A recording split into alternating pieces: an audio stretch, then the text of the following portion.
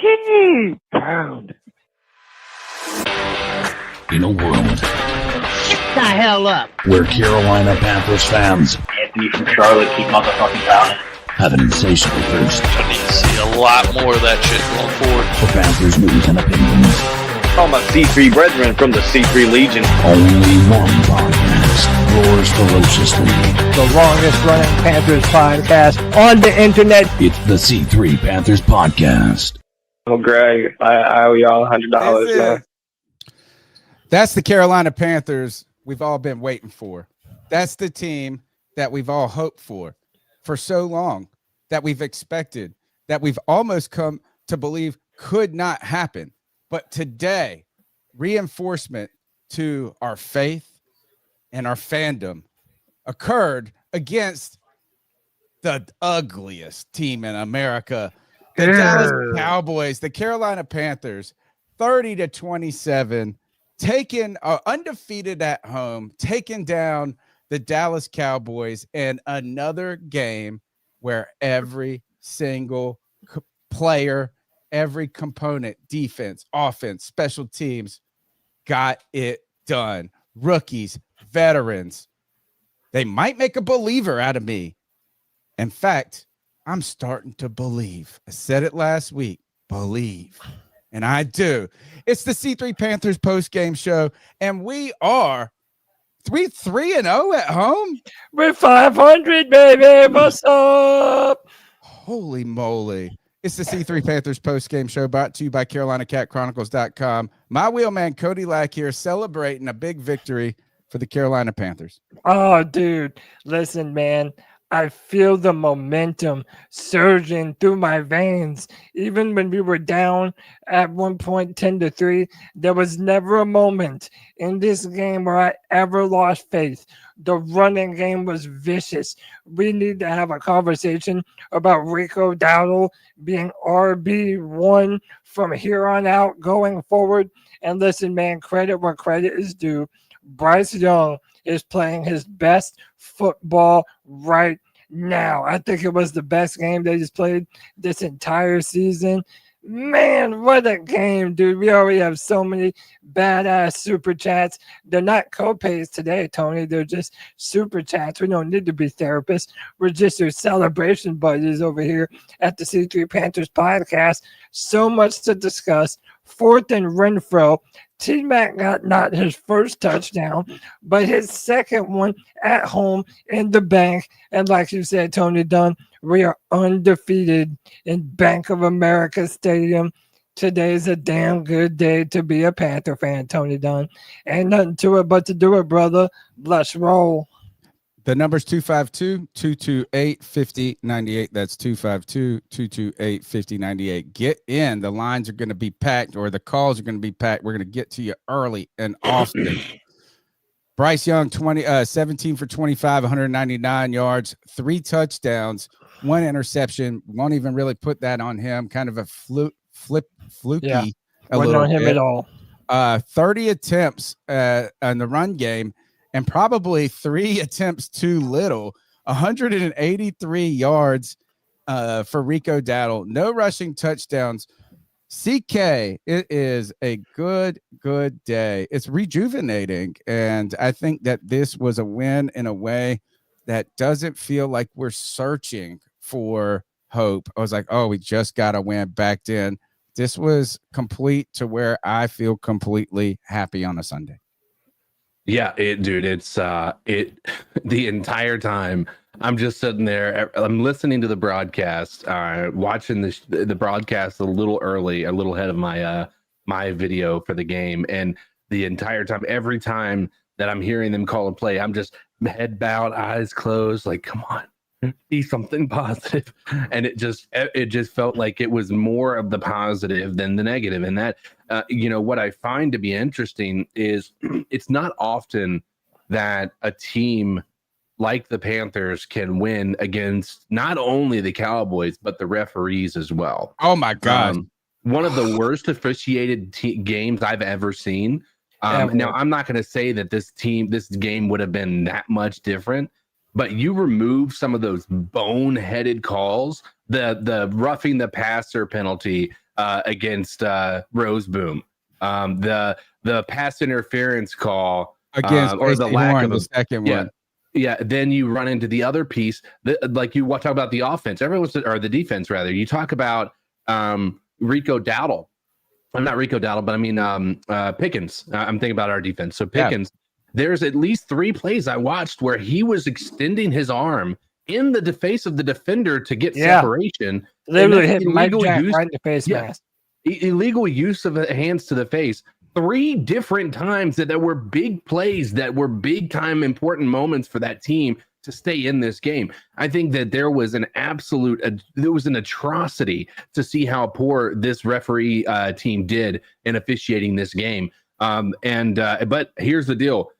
When it counted, Bryce Young showed up. Rico Dowdle showed up. And I'm going to give my flowers to Dave Canales. He called a heck of a game. There were some mental errors, but he did what he always said he wanted this team to be, which is a running football team. He didn't let himself get away from it, just like he didn't last week. And to the tune of Rico Dowdle having the most single game scrimmage yards in Panthers history today. He had 239 total yards. We've never had a player go over 239 yards. That's the most? No way.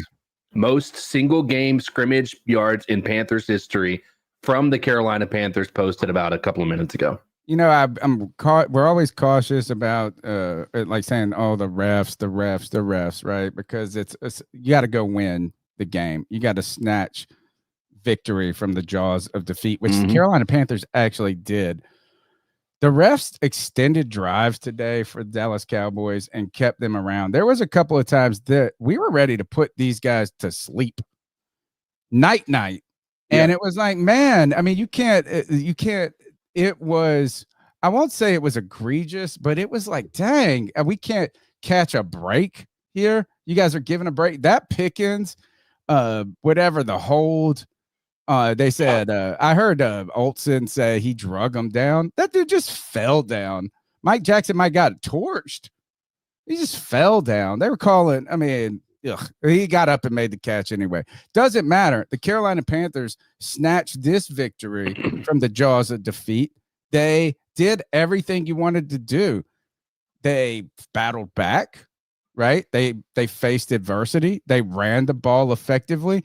They won on defense, played rough, tough, and mean. I like how tough. This is finally, I'm starting to see a tough defense again, to where you hit hard. I saw Trevor Wallace. There was one play, and it was early sort of early in first half, maybe second quarter. And it was the second hit. He got the second effort on it, but he just came up and just pushed this dude down with such violence and force. It was just like, we're not nice. We're not just rapping. We're just tackling to get to the whistle. We're starting to get tough. Yeah. And that goes, and I give credit to Bryce Young for overcoming the mental toughness that he's had.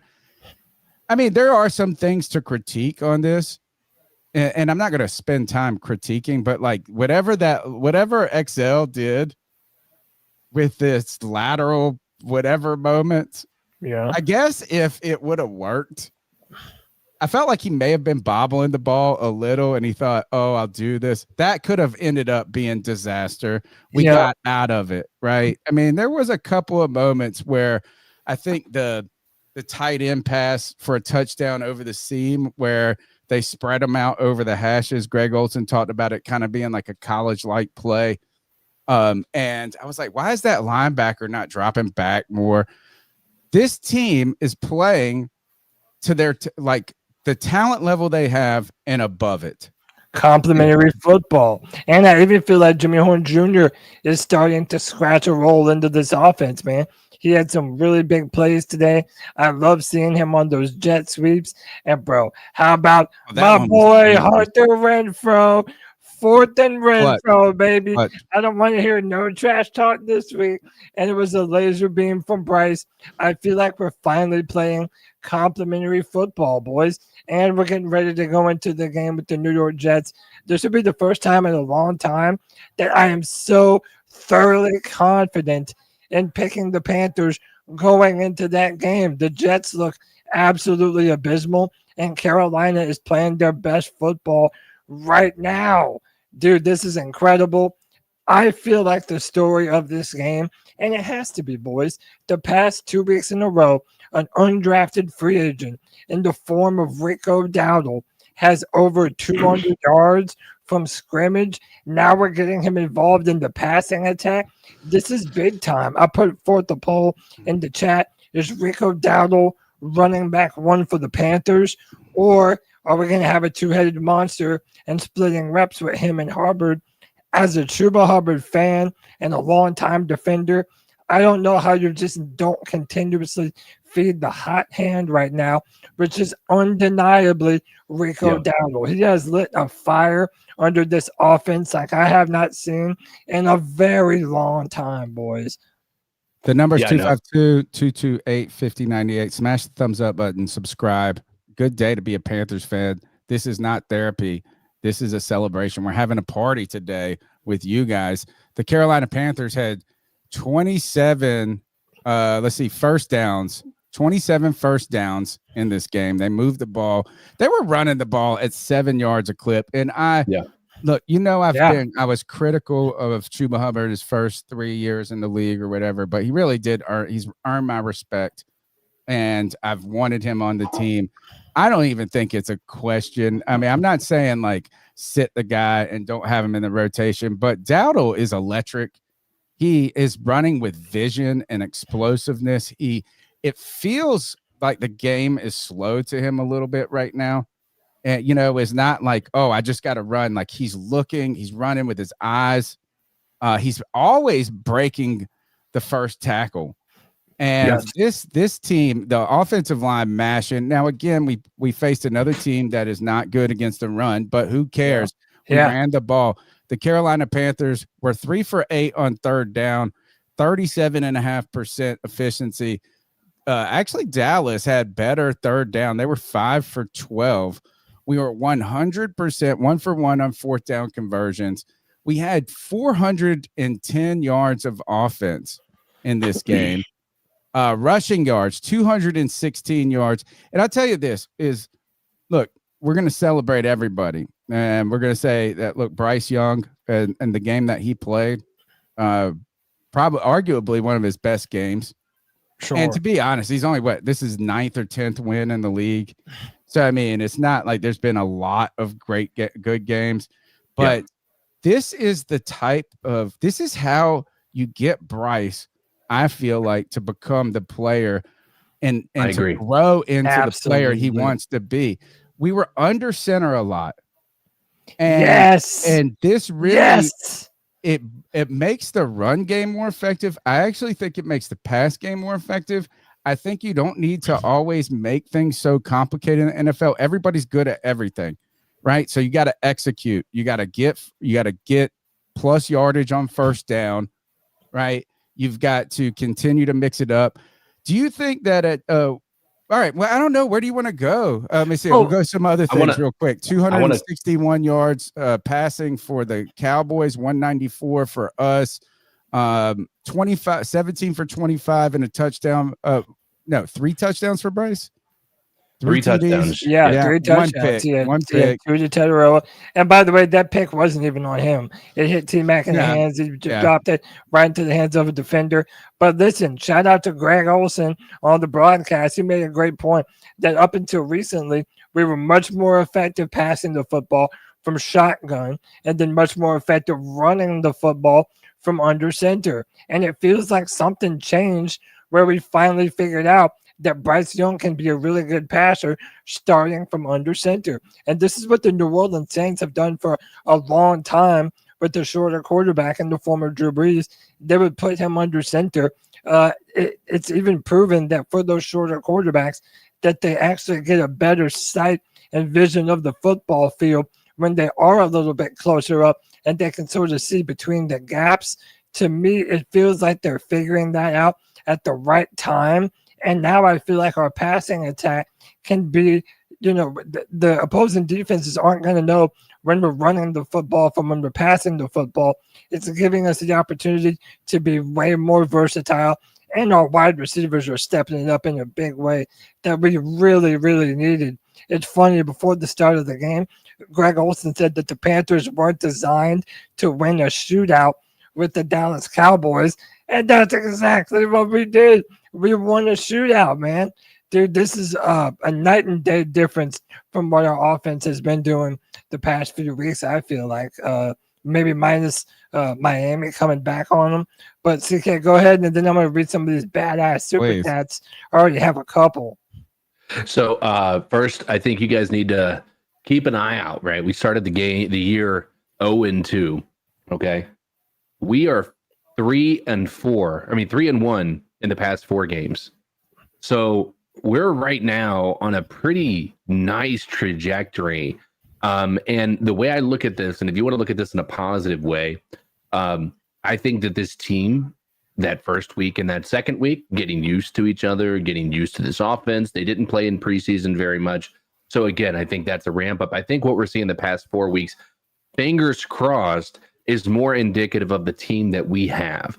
So if you're going into this next upcoming week with anything other than a positive outlook on this team, I am not saying you're going to be hoping that they go into the playoffs, but there is a clear difference between what we saw last year and what we are seeing this year out of this team. Are we inconsistent? Absolutely. 100% we're inconsistent. But right now it feels like we found the recipe. And I think we're going to run with it, no pun intended.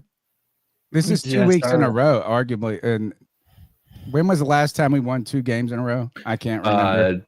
2000 and it might have been 2018.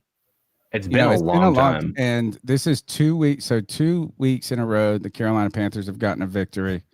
And talking about trying to get consistency, maybe we're starting to see some of that come about, CK, because this is the second week in a row that we didn't ask one entity to do it.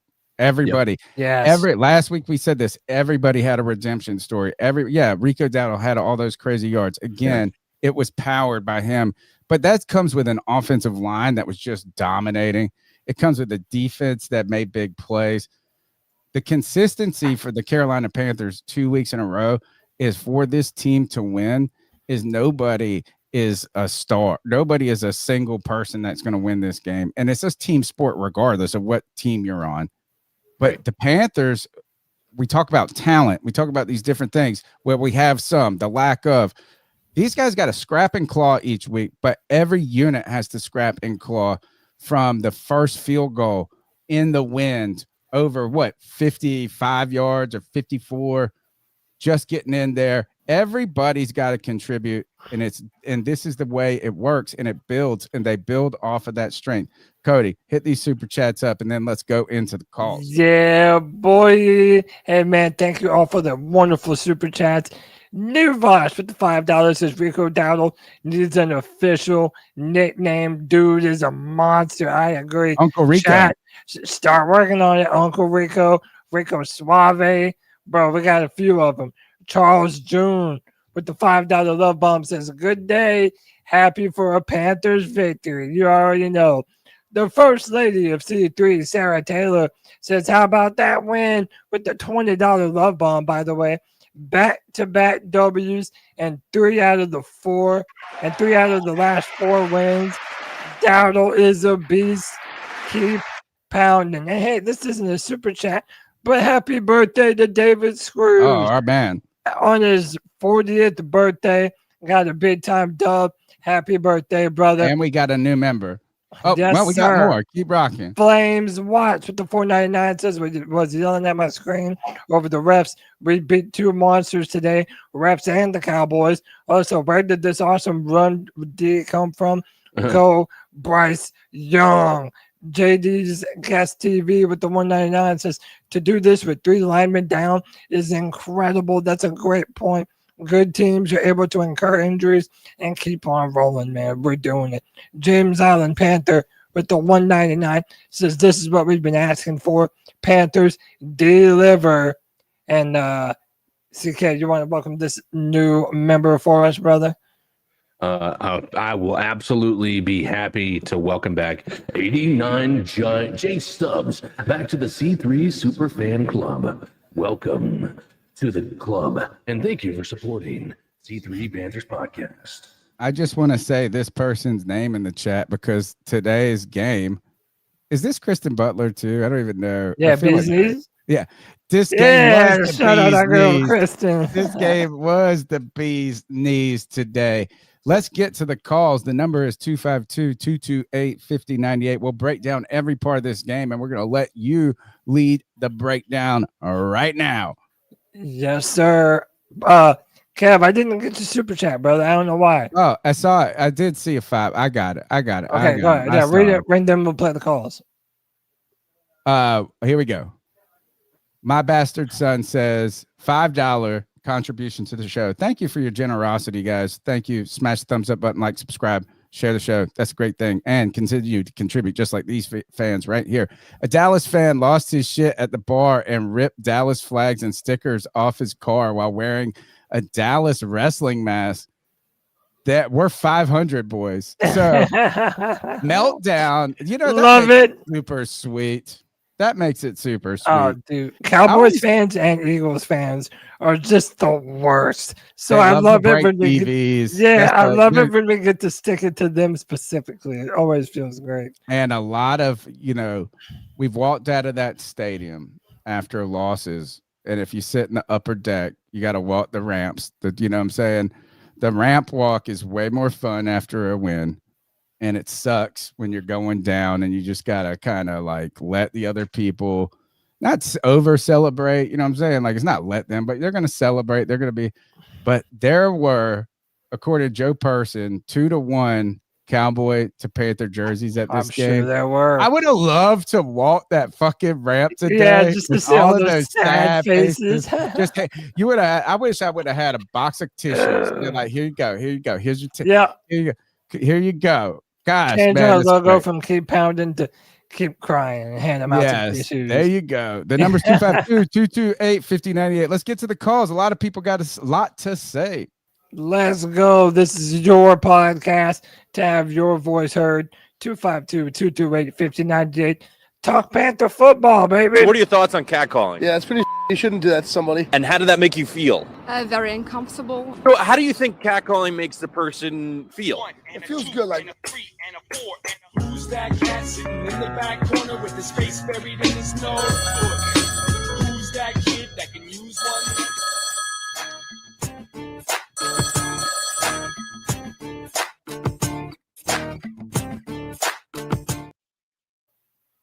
Please play for me, Preston. Come on, I can see your voice.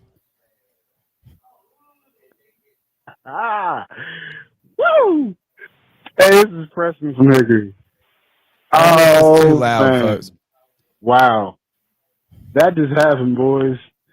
Listen, all Carolina Panthers fans and to the greatest, Panthers podcast on all the internet. Thank Appreciate you, brother. In case you didn't know, in case you ain't heard the news, we done beat the Dallas Cowboys. Yeah. Keep pounding. Oh, damn. It's crazy. My pops, he's a Dallas Cowboys fan. He won't even answer his phone. You know what? I wouldn't either, to be honest with you. Oh, man. This is making my entire week. You know what? I got a 24-hour rule that I'm about to break this week because I'm celebrating all them with. Oh, yeah. Oh, I work with so many Cowboys fans. My pops is a Cowboys fan. Oh, this one felt good, boys. This one felt good. This one felt great. You know what? We have established our identity because we have the personnel to establish our identity. Rico Dowdle is a beast. We see how efficient Bryce can be when we don't ask him to do so much. Yes, he's a number 1 overall draft pick. Okay, so what? You can do like Dave Canales says, 111. Bryce stepped up and did what he needed to do. He had that pick, which wasn't his fault. Tim Mack's got to catch those. But this was a complete team win, those. And ladies, this was a complete team win, Panther Nation. And I'm proud to be a Panthers fan today. Soak this in. We got Complimentary football. in a row. Are you serious? Yeah. That's what I'm talking about. That is what the what the fuck I'm talking about. You know, I'm hyped all week. Whew, I was so nervous about Dak, and he played a damn hell of a game, and Pickens played a hell of a game. But when it came down to it, they actually looked like us in that in the fourth quarter, throwing a screen on 3rd and 22. What the hell is that? Hey, I'll take it. Coaching was damn good today. Rico Dowdle is a monster. I'll take him over Chuba any day of the week. I love Chuba. Damn. But I'll take Chuba any day of the week. That's all I got, boys. Let's enjoy this shit. That's what the fuck I'm talking about. Let's go. He's a Let's complete, go. he's a complete back. Pounding. He's not a speed. He's not just a speedster. He's not just a catch out the backfield guy. He can run between the tackles. He can run on the outside. He can pick up blocks. To me, the caller mentioned complete game. What if maybe I do need credit. Sometimes I say I don't want the credit. I don't want the credit. Maybe I do. What if I said that sneakily a great part of this team and the best unit on this team has been all season? Defense. The Carolina Panthers had a historically awful defense last year. For the last 5 years, have not been able to stop the run. Last week, they held the Miami Dolphins to 19 yards rushing. Today, the Cowboys rushed 31 yards on 19 attempts. 31 yards. And yeah, there are some moments where there are some flubs by this defense, like where they're not like a historically awesome, you know what I mean? Like we're going to need some more personnel. You see Trevor Wallace really becoming more and more of a player, starting to communicate more and more on that field. I feel like growing a little bit. Yes, people are going to continue to shit on Nick Scott or whatever the fuck his name is. There were some moments. Mike Jackson is still a number 2 corner where he's good, but sometimes he's trailing and some different things. The fact is that this Panthers defense has made such a leap at stopping the run and closing out games, guys. At the end, they were the Panthers were getting put back, CK, because of flags and taking timeouts and whatever, this fucking crazy miscommunication at the end, false start after this or whatever. And they were going backwards because our defense was hunting, bro. And we did it. This is the second time this season that the defense has played extremely well and not garnered a sack. No sacks on the day for this team, but it doesn't matter when I won't say it doesn't matter. When you're swallowing up the run, that zone pass coverage can work better. They're getting a lot of pressures, I feel like, though. And also when they're running the ball, I feel like we're getting into the backfield fast. I do think they would need to give some credit to that linebacking core, Roseboom and Wallace. We've had a lot of smoke for them the past couple of weeks, but I feel like, there was some sort of change that happened in the past few weeks, and they're letting these linebackers play a lot freer within the defense, and that matters, man. They've been shooting gaps. They've been really wrapping up, and I think that matters. Another unsung hero, I think, is Ashawn Robinson. Robinson's been getting a lot of pressures, getting his hands batted up. Balls. A lot of batted balls, man. Great job by him. He's been a fan, or he's been a team favorite for a long time. They love Ashawn on that team. It's not hard to see why. I think that we can continue to grow and continue to get better, man. It comes back. Go ahead, CK. While I agree that the defense had a big part in today's game, I still think one of the biggest problems that we have is a lack of adjustment and the refusal of Evero to let our best cornerback go one-on-one with the best receiver that they have. And it's a problem because the best receiver they had was tearing us up.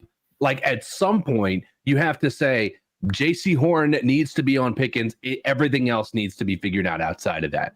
Like that was a problem. If this had been a scenario where we weren't getting as much pressure as we should have, right? We were rushing for, not getting home very often. They couldn't run against us. And that's the part that I think Evero deserves some credit for, because we went from one of the worst run stopping defenses in the history of the NFL to being 2 weeks in a row holding 2 teams that probably should have had well over 100 compared to what we did last year. and we held them to under 50 or 30 or whatever it was. It was crazy, right?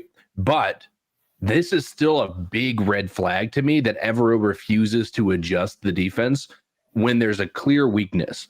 I am not saying Mike Jackson is a horrible cornerback. I still think he's a great good. number 2. He's good. But he shouldn't should have be been just that, on- a number 2. He shouldn't have been on George Pickens. Well, he's not really on George should- Pickens technically when you're running zone. He's just in his area. On that side of the field. But right. whenever they made it a point to get George Pickens the ball, he was lined up on Mike Jackson. And I have a solution for this, and we need to get like a real defensive, like X and O former player or coordinator type person to help me out with that, because I'm just an eyeball, like armchair guy.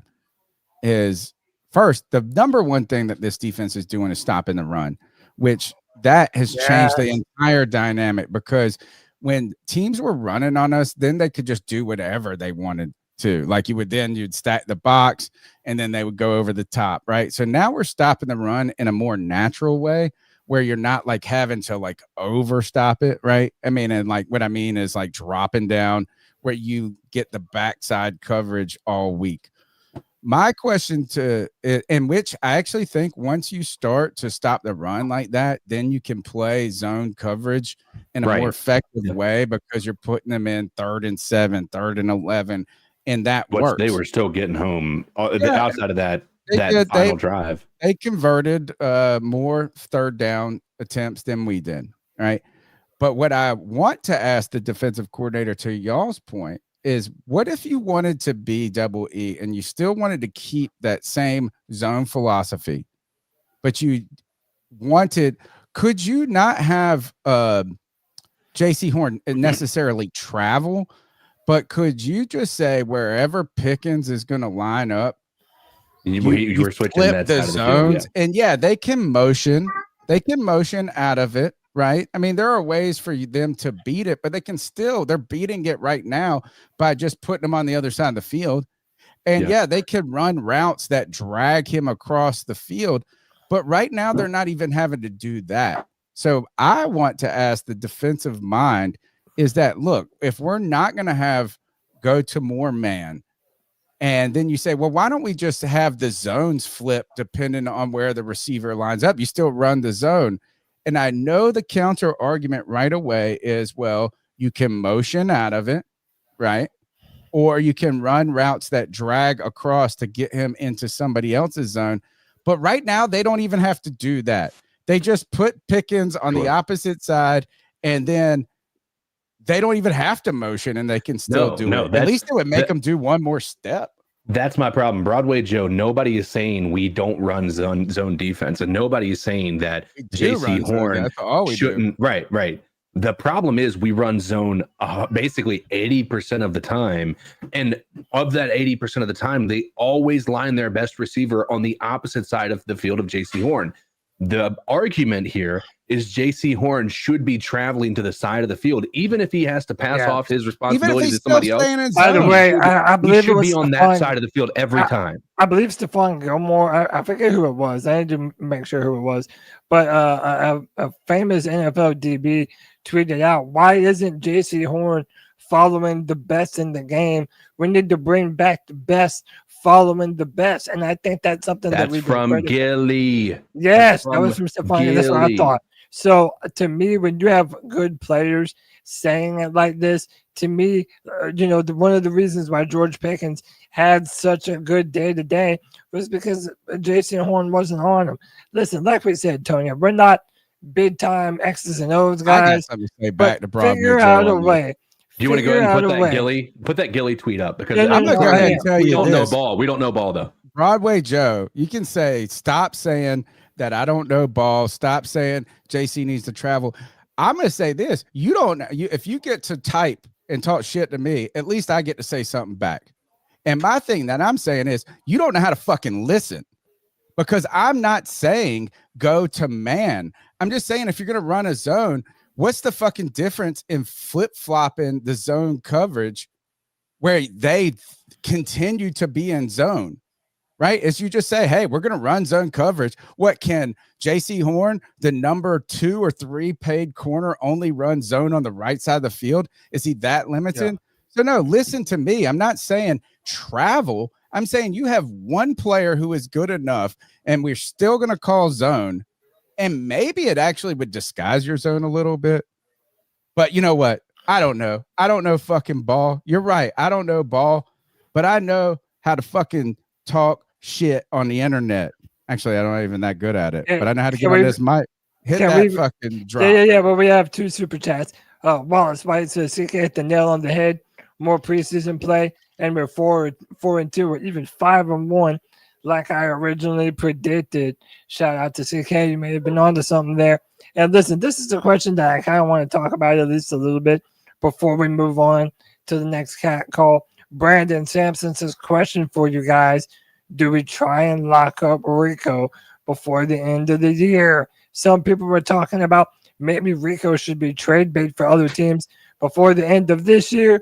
Boys, when you have shit like this, most single game scrimmage yards in Panthers history with 239, that's special. That's special. And listen, like I said, as a longtime Chuba Hubbard defender, we are now getting to the point where we have to talk. Is Rico Dowdle the future at running back for the Carolina Panthers? Not Chuba Hubbard, not Trevor Etienne, not Jonathan Brooks. This man right here, Rico Dowdle. Is there any truth to that? Should we be considering trying to lock up Rico Dowdle for the foreseeable future? Again, listening ears. My man says, what about when they move Pickens pre-snap? I already addressed that. Yes, that's what they could do. But guess what? They don't even have to move them pre-snap right now if they just put them on the other side. Pull up, grab the Gilly tweet as we go to the next call. Hell motherfucking yeah. Podcast Brothers, G. Cavassier. That was a fucking game. Panthers, baby. Woo! Did you see Rico? Woo! What's up, G? Damn, shout out to Hunter Renfro. Man, that shit was amazing. It really was. And damn it, them boys played a damn good game. I know Bryce threw that one interception or whatever. You know what I'm saying? Which was luck. But y'all seen that shit with damn T-Mac, man. That was a fucking pass interference. They ain't called that shit. I swear, was it me? I saw this shit on Twitter. Was it me, or was it like the refs trying to hand the Cowboys that damn fucking game? I swear. They had so many damn calls with, you know what I'm saying, with JC, which wasn't a pass fucking interference, in my opinion. But I don't give a fuck. Yo, hey, you guys, we 500. We 3-3, baby. And we beat them punk-ass motherfucking damn Dallas Cowboys, overrated assholes. And always remember, keep pounding. And if the Cowboy fans want to talk shit, you tell the motherfuckers. We were the ones that ended that Cowboy dynasty. It was fucking us, the Carolina Panthers, y'all. Keep pounding. Speaking of penalties, both teams had 6 penalties. The Cowboys had 6 penalties for 37 yards. The Panthers had 6 for 57. The Cowboys penalties, and look, I know if you're going to be a Cowboys fan, listen to this and you're crying already. You're going to be like, oh, you guys whining about the rest. Not whining about them. It really felt like every time they were about to put the just could have jugulared y'all straight up and pulled away with this, that there was some sort of penalty that extended it. And whether it was legitimate or ticky-tack, I think this is that they're going to call the penalty to the quarterback all the time generally. So, I mean, I felt like that one was ticky-tack. Even Luke Kuechly said that. I thought the Pickens one, I thought he just fell down on his own, but he still caught the ball, so that one didn't matter. The JC Horn, that's not pass interference. But one of the couple of things, too, is Bryce took some hands to the face and to the head in this game, and nobody's calling that. And I'm not saying we're just getting it just, look, the Panthers cannot, and even with the Tet McMillan, which actually was where the game could have flipped the wrong way for the Panthers. They fought, they pulled ahead, then they I think when was it? Was the fourth quarter where we tied at this point, or we were down and we had to end up I guess maybe we've been tied at this point. And Bryce and Tet were lobbying for a call, and I think it was Greg Olson said, he said, you just got to run through that. You know, you can't expect the PI call, right? So the Panthers have to play. They got to win when the flags go against them, when they go for them, and they can't make a bunch of mistakes. And they made one mistake in this game. Actually, could have been two. I thought with the XL stupid play. And then the other was that when Dallas fumbled the snap. If A-Shine got that. Oh, dude. I thought he had it first. It looked close. We were ready, but the Panthers were able to do this from, I think, that first deep field goal in the wind. It just gave, to me, there was something about it. Like, is that because we had 2 weeks ago, we were celebrating our special teams and then we went into New England and we're missing field goals, missed extra point. That field goal kept us like this. Is every time, like you said, Cody, once they pulled, it was like, even if you're down, what were we down? What was the most we were down? 10? I think maybe. No, we 7. Yeah, I 7. think we're only down 7 the majority of the game, or for the longest point that we were down. I just like is you needed every little bit, and to me, I think it was, and I can pull it up. The first, is it only 31 yards? It was a 31-yard field goal. It felt like it was a 31. forever. Yeah, I thought it was like a long field goal. Maybe I was just thinking it was long because of how windy they kept saying it was. Yeah, they were talking about how windy it was. Etienne, remember, he went down because they were about to try to just let him score. And that was at the end, right? Yeah, that was at the end, because if he run it in, I mean, they're giving the ball back to Dallas with, with a minute left on the clock, and having to score a touchdown. And the way that Pickens was just eating the secondary alive, I didn't love the fact that we didn't try to score a touchdown as opposed to kicking the field goal, because had that not gone in, then we're questioning Dave Canales' decision making at that point in time. But kneeling it out there at the end, it did push it back to a 31-yard field goal. This is the one I'm thinking of. It was Ryan Fitzgerald, 55-year 55 at the end of the game, or at the end of the half. Yes, that's the one I was thinking, that that was a confidence builder, to where if you do the right things for the offense, if you could just get us in a position, right, where you don't do everything, where Bryce doesn't have to win. You don't have to win with a touchdown. You don't have to get, everybody's doing their job. I thought, to me, that was a long kick because they had, I think, some time left. They had 3 minutes left to do some stuff afterwards. Yeah. Right. So you could have given them the ball on the 37, maybe. Yeah. And they get a shorter field. To me, that was just such a pivotal moment. If that kick, and it wasn't just straight down the middle, it was close, but that built confidence in every unit. Really like that. Cody, comment, my boy Kev said in the chat, what's up, Kev, my longtime homie, my whole life. And I think he said something like, let's not be extending somebody. Hold on, I don't want to mess up his KG73s here. Don't think trying to sign a guy that just put up back-to-back 200-yard dominant performance right this second is the best timing. No, I mean, you don't go out there and extend them right now. Right, that'd be foolish. Are going to have, I won't say a question. If they keep winning, CK, your trade away Dowdle theory is gone. It's trade away, but Chuba it's my theory. My question was never, do we trade just Dowdle? It became do we trade Chuba in lieu of keeping Dowdle, because Chuba is going to have a bigger contract that goes along with him. And it was given that we were losing too.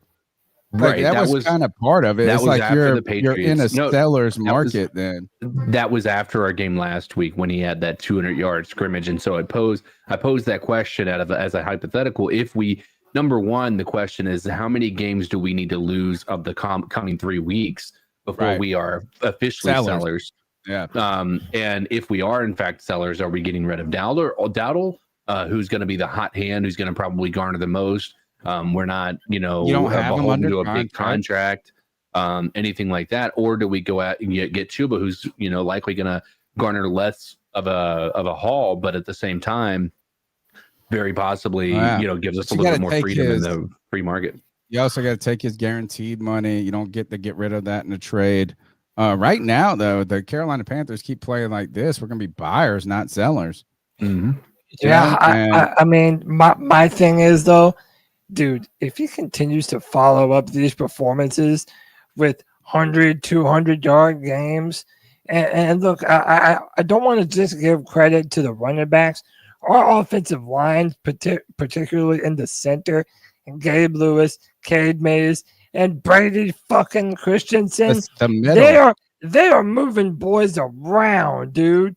They're really doing their job. And, I've said for a long time, your offensive interior in today's NFL is the most important part of your offensive line. I think these dudes are balling out of control. They're opening up great run lanes. Now they're getting Rico involved in the passing attack too. He is a versatile running back. And let's be real, the Panthers love these South Carolina boys. He went to South Carolina. It kind of fits. Dude, I don't know, man. I think right now this dude is continuing to show why he needs to be a part of what the Panthers are doing. And listen, maybe you don't want to extend Rico right now, but how about this? Cade Mays is looking like the future, the present and future center of the Carolina Panthers, and I think that's undeniable. I think the problem with this discussion is that you inevitably get into how much is a running back worth, right? Like how much are you going to build? How much can you pay? You paid Chuba, then you're like you don't want to get locked in this cycle of paying a back, overpaying. To me, the real thing is this is like, let the season play out. We'll figure out the money and the contracts later. But Dowdle is electric, dude. I mean, I think Chuba's a good player, but I don't think that he gives. I think he gives you muscle, and maybe you could replicate some of that Jahmyr Gibbs Montgomery with these guys. Maybe that's what you can hopefully get if you can find that complementary touch, rhythm stuff. But to me right now, I mean, I'm picking, if I got a roster, I got to pick next week, and I only get to pick between one of these players. I'm picking Dowdle over Chuba. So look, on that note, this is what Dave Canales had to say when asked about who's number one when Chuba comes back. That's a great question. We're going to figure that part out, but I know Rico is doing a great job, and he will be a part of what we're doing. Thank you. So he's just saying he'll be a part of what we're doing. He said we're going to figure that out, but he also didn't say that Chuba is going back to being the number one. That lets me know that they love the energy that he's bringing, that Dowdle's bringing to this team right now. And I don't see how you don't feed the hot hand. This dude is literally breaking records for the Carolina Panthers as a running back. This is what we needed. We've always wanted to be a run-first football team that can pound the rock. And it's good for Bryce, obviously. Yes, and that would open up the passing attack. Bryce is looking better. And your first overall pick, or your first round pick this year, Teteroa McMillan, got 2 touchdowns today at home because of that dominant rushing attack. You have to continue to feed the hot hand. Have to. Yeah, I don't think it's a question at this point. The number's 252-228-5098. Hey guys, Chuck from Elizabeth City. Cody. What's up, Chuck? Cody. Let's fucking go, man. I'm so freaking pumped up. Let's go, boy. Hell of a game. The interception wasn't on him. T-Mac, 2 touchdowns. You can have a ball go through your hands and get interceptions. You get 2 touchdowns. Like, yeah, I had the bonehead play today, but he also came up on a couple of plays and did well. Rico Dowdle is a freaking workhorse, guys. The defense played well. Brady Christensen's in the game. Jimmy Horn Jr. is doing good. Canales is calling a good game. Guys, I feel it. What a hell of an effort. Keep pounding. And David Newton can suck some eggs. I do think we need to. a bad week. Yeah, I do think we need to address the XL thing, and I think that all ties together with this situation. Okay. Rico Dowdle did a press conference at the end of the game, or after the game, and this is another reason we got to keep this guy. He said that he was telling XL to throw them the ball the entire time, and that play is on him. Okay. Ultimately, XL still needs to make a decision that he shouldn't be doing that, but in this instance, it was a Dowdle essentially begging for the ball. That put XL in a position where he was having to make a choice to get it to a guy who has a little more tenure in the league than he does. Even and if he was clearly going CK, well. what would be better if he didn't beg for the ball, that he went out there and said that to help take some shade off of XL for that play. That Right. would be even cooler to me, is that even if he wasn't screaming for it, but he probably was. I thought you were going to talk about, we got to address the David Newton stuff. Well, I think it all ties together because everybody's going to talk bad about XL during that, but I also think that we do need to talk about XL in that situation. I don't know. Do we want to talk about that today, or we want to talk about that on Tuesday? I think today should be about the win. Yeah, I said let's not even worry. We'll talk about it on Tuesday a little bit. But dude, today because all y'all assholes just want to get are people high. fired on the internet. Like, it's just so easy. It's just like fire. Everybody should get fired. You should, like, I mean, Right, but at a certain time, actions have consequences, and Okay, it was a bad look like, for him, man. Listen, It was very bad. You have turned me into a Dave Newton defender, Tony. But what happened? I don't think it's as bad as you. What guys he are said acting. seemed mean spirited. I don't think. I think it is. It was very ignorant of him to say the thing that he said, but while knowing that his father had passed. Again, we'll talk about it Tuesday. Let's roll with some more calls. I want actually, before we do that, I want to mention, ask you guys this is CK. You said that, and the reason I bring this up after that call is Chuck mentioned the play calling. Yeah, and play calling was better. Oh, it's good. It was really good. I think there was only 3 times in the game that I would say took issue, and I won't say even took issue. One of the plays kind of worked out. It was the Jimmy Horn Jr. a reverse, like it was through traffic, like the handoff in front of Bryce.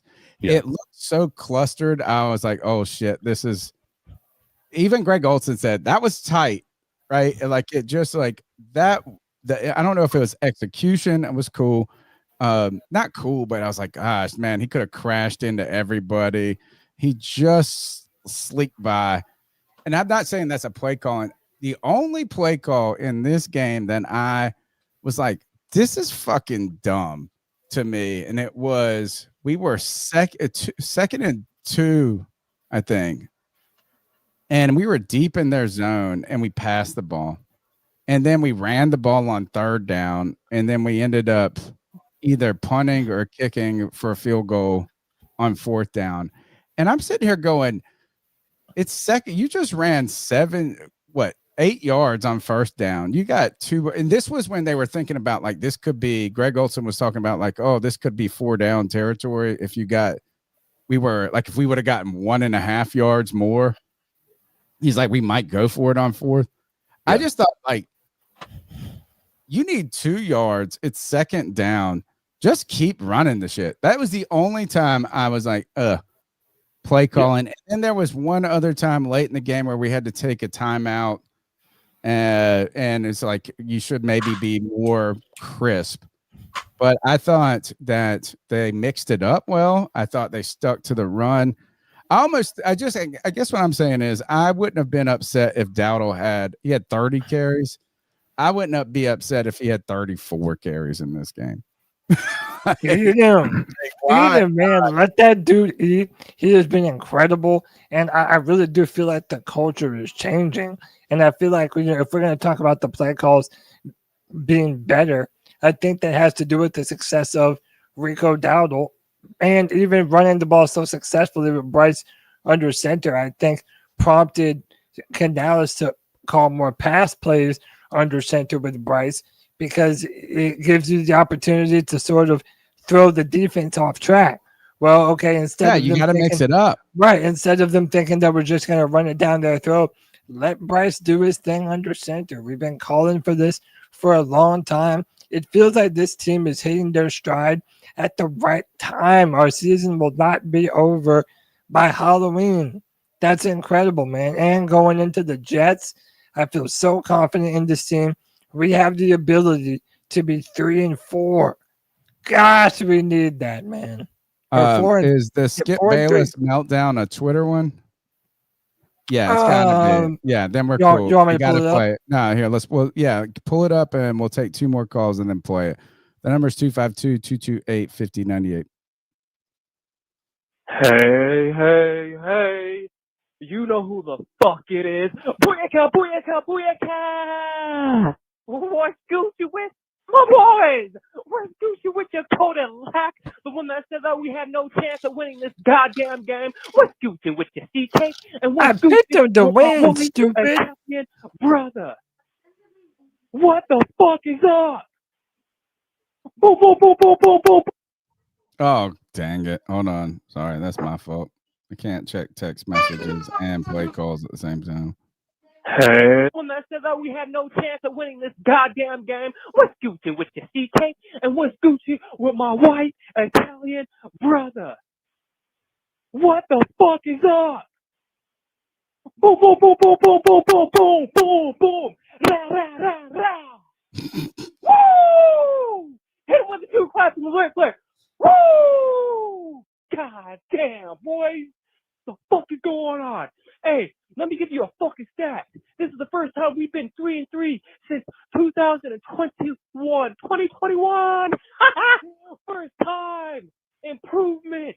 Hey, shout out to the defense. You know, I'm glad we didn't let one person single-handedly beat us in George Pickens, but we still came out with a fucking dub. Hey, shout out to all the fake-ass motherfuckers that said we was going to get dominated, saying that Miami was a fluke. Anthony, JJ, Kevin, y'all, what the fuck is up?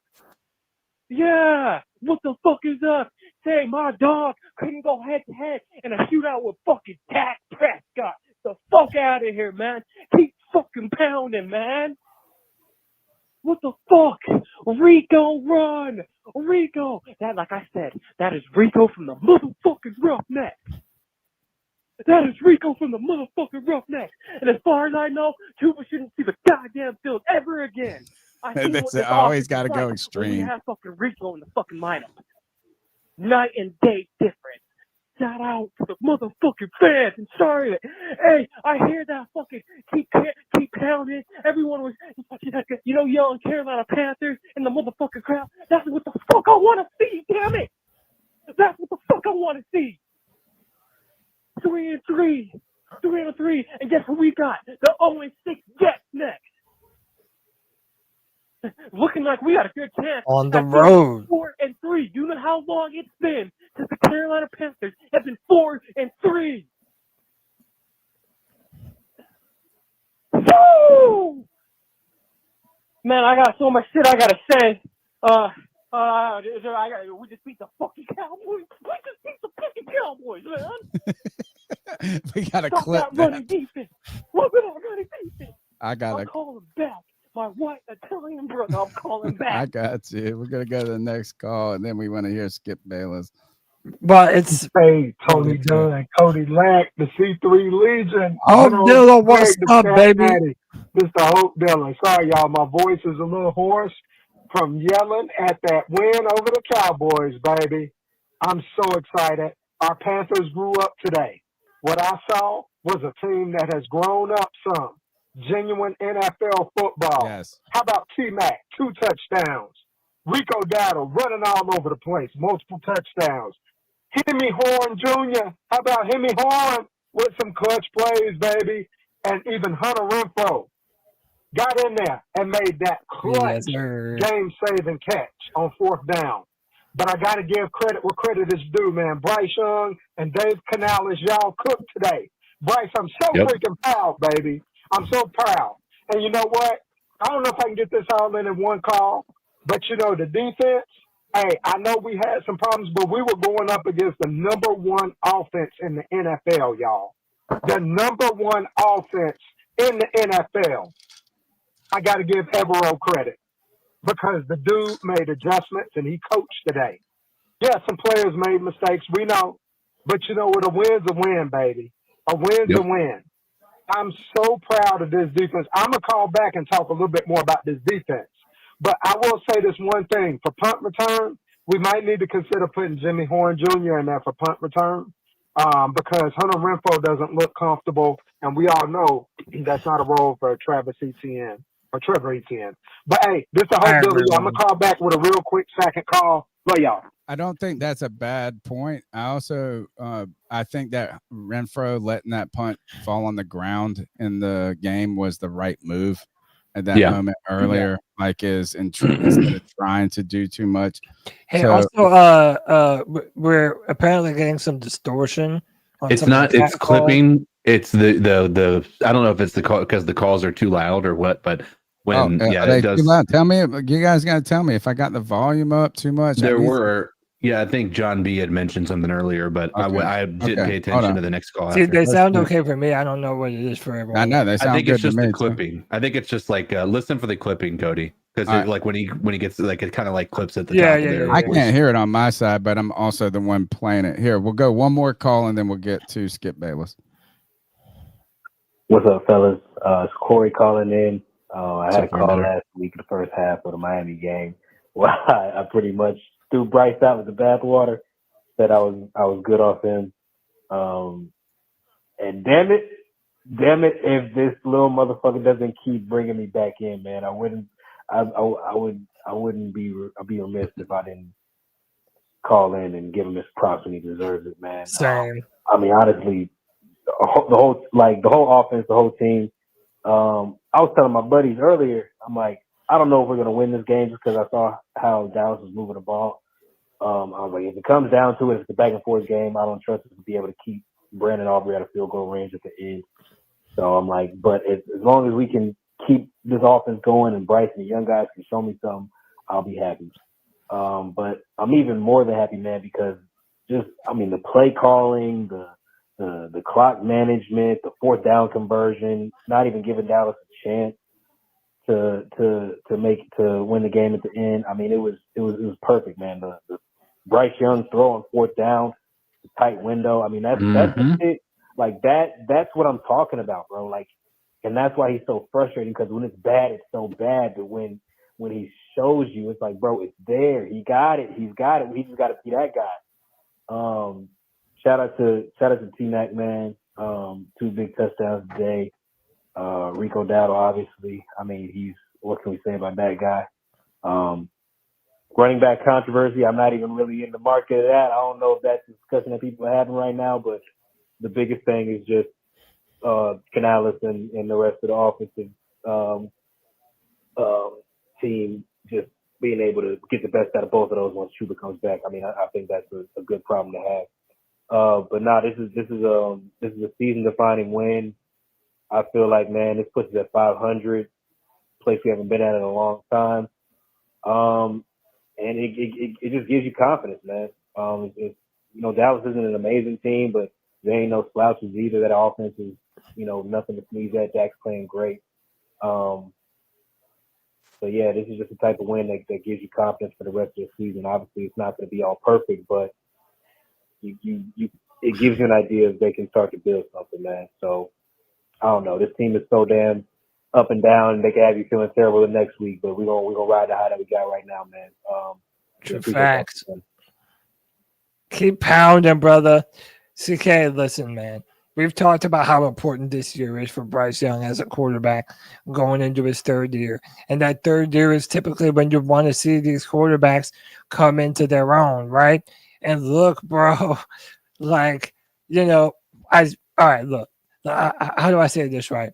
I still feel like I'm waiting to see a game similar to what he did at the end of last year, where he threw for 5 touchdowns, and we can really just say that he was shredding the field, that quote-unquote Alabama Bryce.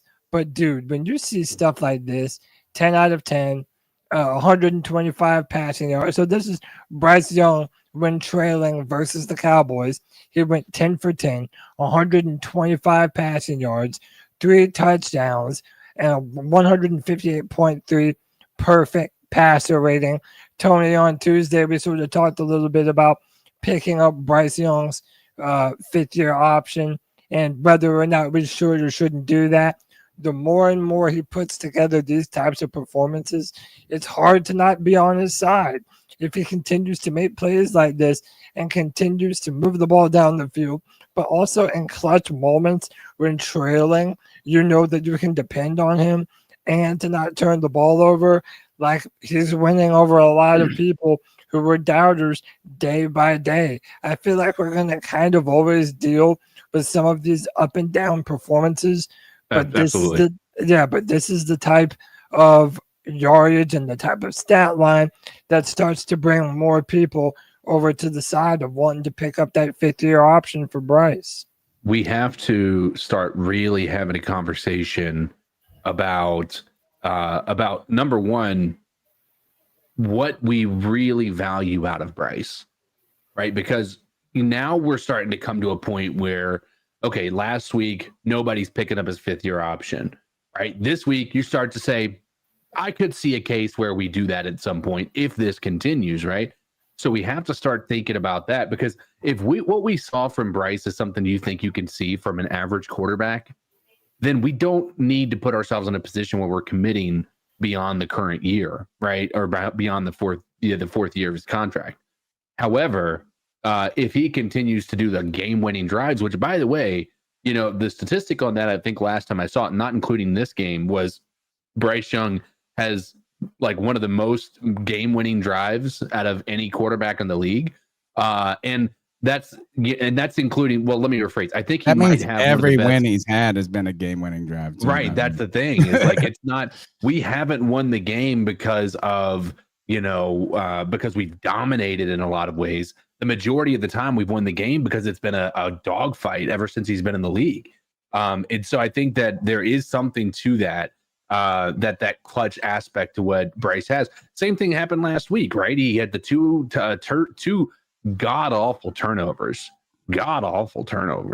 And then he came back from a 17-point deficit, largely in part to Rico Dowdle. But I think it shows you that Bryce Young can be an effective quarterback in the league when it's not all up to him.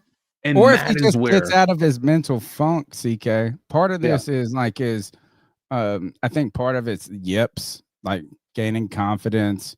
And not that he's shown such mental fortitude too by being benched and coming out of it. So it's not like he can only say he's like, oh, his head is not right.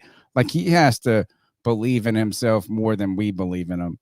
Yeah. And then we need to, this is very simple about the fifth-year option. And you guys can say, oh, you can talk shit, whatever you want. Make us want to do it. That's it. It's just make us want at the end of the year to say, I think we need to do it. And you put games, and it doesn't even have to just be wins or whatever, is you put games, more and more games together that say, you know what, is that it would be better to go this direction than not. And over the last 2 weeks, well, actually, I would not even say over the last 2 weeks, over the last 7 quarters, we have said Bryce has given us some reason. So, like, let's not get all twisted here just because you come out and you have 200, two games that you have a running back just dealing. Bryce didn't make mistakes today. He didn't last week. The only play that he really made a mistake today in, I think kind of got away with it, was first drive. Well, he was under pressure and he tried to push the ball a little bit downfield, and somebody said he was trying to throw it away and they almost picked it. We were in Dallas. Well, but there was also a point. There was also a point he had Xavier Leggett early in the game, wide open in the back of the end zone, in the end zone, and he was under pressure and under duress. That was the same play. That was the same play, by the way. Yeah, okay. So, it was a safe play because it almost got picked, and being able to see those is important though, because we have said that even in the games that he plays well, it does seem like there's some points that are still left out on the field. That's why I'm saying, and dude, I am not taking a shot at Bryce. I'm not at all. He is playing better and better. Today was his best game of his career. It was his. arguably. Well, I don't know about that. I think so. But to I think me, it was the most calm. I'm waiting game. to see a breakout game where Bryce just fucking goes off and just gashes them, dude. Like I'm talking about a real 300 to 400 yard performance. Sure, that'll make you excited. Touchdown. Yeah, but we're talking about franchise quarterback wanting to see that they can reach the highest heights at the position. I don't feel like we've seen that yet. Maybe we're not. But this is like, look, if you could give us 220 a week with no picks, or you know what I'm saying, more touchdowns than picks, you know what I'm saying, making plays. I'm just saying, look, I'm rooting for Bryce. If you want, I'm ready to give him the 5th year option if you make me want to. Make me want to. Right now is like you keep playing like this as a team, and I want to keep this team together. So look, it's like another draft, I think it's free just agency silly. period. I just think it's silly to be like, oh, should we be extending Dowdle right now? Should we be thinking about the 5th year option? You know what? It's not. We should be thinking about the Jets and piling this up until you get at the end of the season to where we got to go, oh, fuck, we got to give you the 5th year option. Like we need to.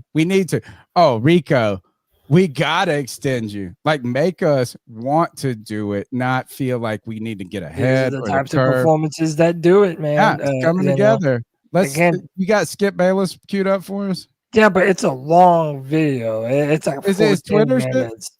Yeah, it's on Twitter. It's just a 14 video. minutes. All right, let's play a couple. Let's play the first minute and a half and then jump midway. Like we'll do a couple of jump stops. We'll do jump cuts. And right now I need to check NFL.com. What's going on in this? I want the Bucks to lose. I picked the Bucks to lose in my pick'em week. Let's see what the scores are. The Saints 13 to 14. The All right, Bucks let's are do winning. God, it's 14 minutes. This is awesome. We should almost just take a break and let Skip do the show. Yeah, we just keep it going. No, we got to do a reaction. People make a lot of money off of doing this. Yeah. I was wrong about my Dallas Cowboys. You always are, Skip. Crybaby bitch. They're obviously not better than everybody thinks. They're way, way, way worse than everybody thinks, even me. Dude, it's so stupid because they're just saying this because it's the Panthers. Like, did you guys really even think the Cowboys played terrible today? I don't. Well, no, they rushed the ball for no yards. Yeah, but they moved. Yeah, I would say they let. I would say they were awful today. I would say awful. That's wrong. But they allowed a running back to fucking, and not just a running back. Our offensive line imposed their will on them. And you're missing Taylor Moton. So many of these fans are just doing this because it's the Panthers. You know what I mean? Nah, he's doing this because it's the Cowboys, bro. He could have done this they all against think anything. that the Panthers are just a dog shit team.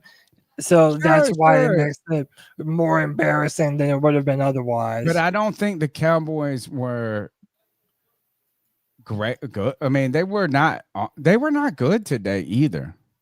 I mean, I think their offense was pretty. I mean, their passing game was pretty good. Yeah, that was it. I'm saying, like, they still put up almost 30 points. Like, they were not terrible. Watched 3 hours of excruciating garbage, of pure embarrassment for Jerry freaking Jones, the general manager and unfortunately the owner of my Dallas Cowboys. Unfortunately, a bazillionaire. I just watched the player. They tried half-heartedly to sign and gave up on in favor of Javonte Williams, completely take over a game. and wreak his revenge on my Dallas Cowboys. Yeah, he did. Buckle I up. just watched Rico Dowdle. Buckle up, I don't care Bucker. who Rico Dowdle is, but I had to care today. Hold up. You He just wreaked celebrated him for a revenge and second and then havoc on my Dallas Cowboys by carrying the ball 30 times for 183 yards. oh, don't forget 6.1 dropping the per carry. It 36. seemed like every first down was an automatic 8-yard gain. Oh, He we're caught watching all 14 4 minutes. more for 56 more yards, so he went way over 200 and a touchdown. Yeah, don't forget a fucking 36-yard catch for a touchdown. Yeah. Keep Took going. over No- the game. He inspired the home team, and I had to watch my defense that What defense? individually I still we didn't weirdly see it. believe in. That's There's a lot it. of individual talent on that defense, but I watched it quit pretty weird. on Matt Eberfraud, the defensive coordinator. He has to go. He has to be fired. Who is It the is talent on their shameful defense? how poorly this defense continues to perform for Matt Eberfraud. He was a fraud as a head coach. He's a fraud as a defensive I coordinator. love when old people He has control better no than idea. that. I see nothing clever, nothing I'm- creative. Shout out to James they Allen, quit Panther. on him today. They look lost, they play lost, and they lost Crying. to Shout the out to Crying Carolina Smith Bayless. Panthers, Mm. who were home underdogs to the Cowboys today. They lost because they're a disaster on defense. They had 1 sack on a blitz by Leafau. They should be blitzing That old line, baby, doing her damn thing. every other play, but You Eberfraud can't blitz when we're doesn't running get. it down your stupid And when he little does, it's bitch on ass throat. the most obvious downs and situations. We had 1 sack and 5 hits on the quarterback. And mostly Bryce Young had all day and now what feels like all night To to celebrate. find receivers when it mattered the most. We got shredded by Bryce Young because Rico Dowdle shredded us with his legs. He called us out after last Sunday's game, in which he ran for, 206 against the Dolphins at Carolina. They By roared the way, back from Miles 17 to Sanders nothing down and won the game. He called us out. You better buckle Didn't play. up. And we called in sick.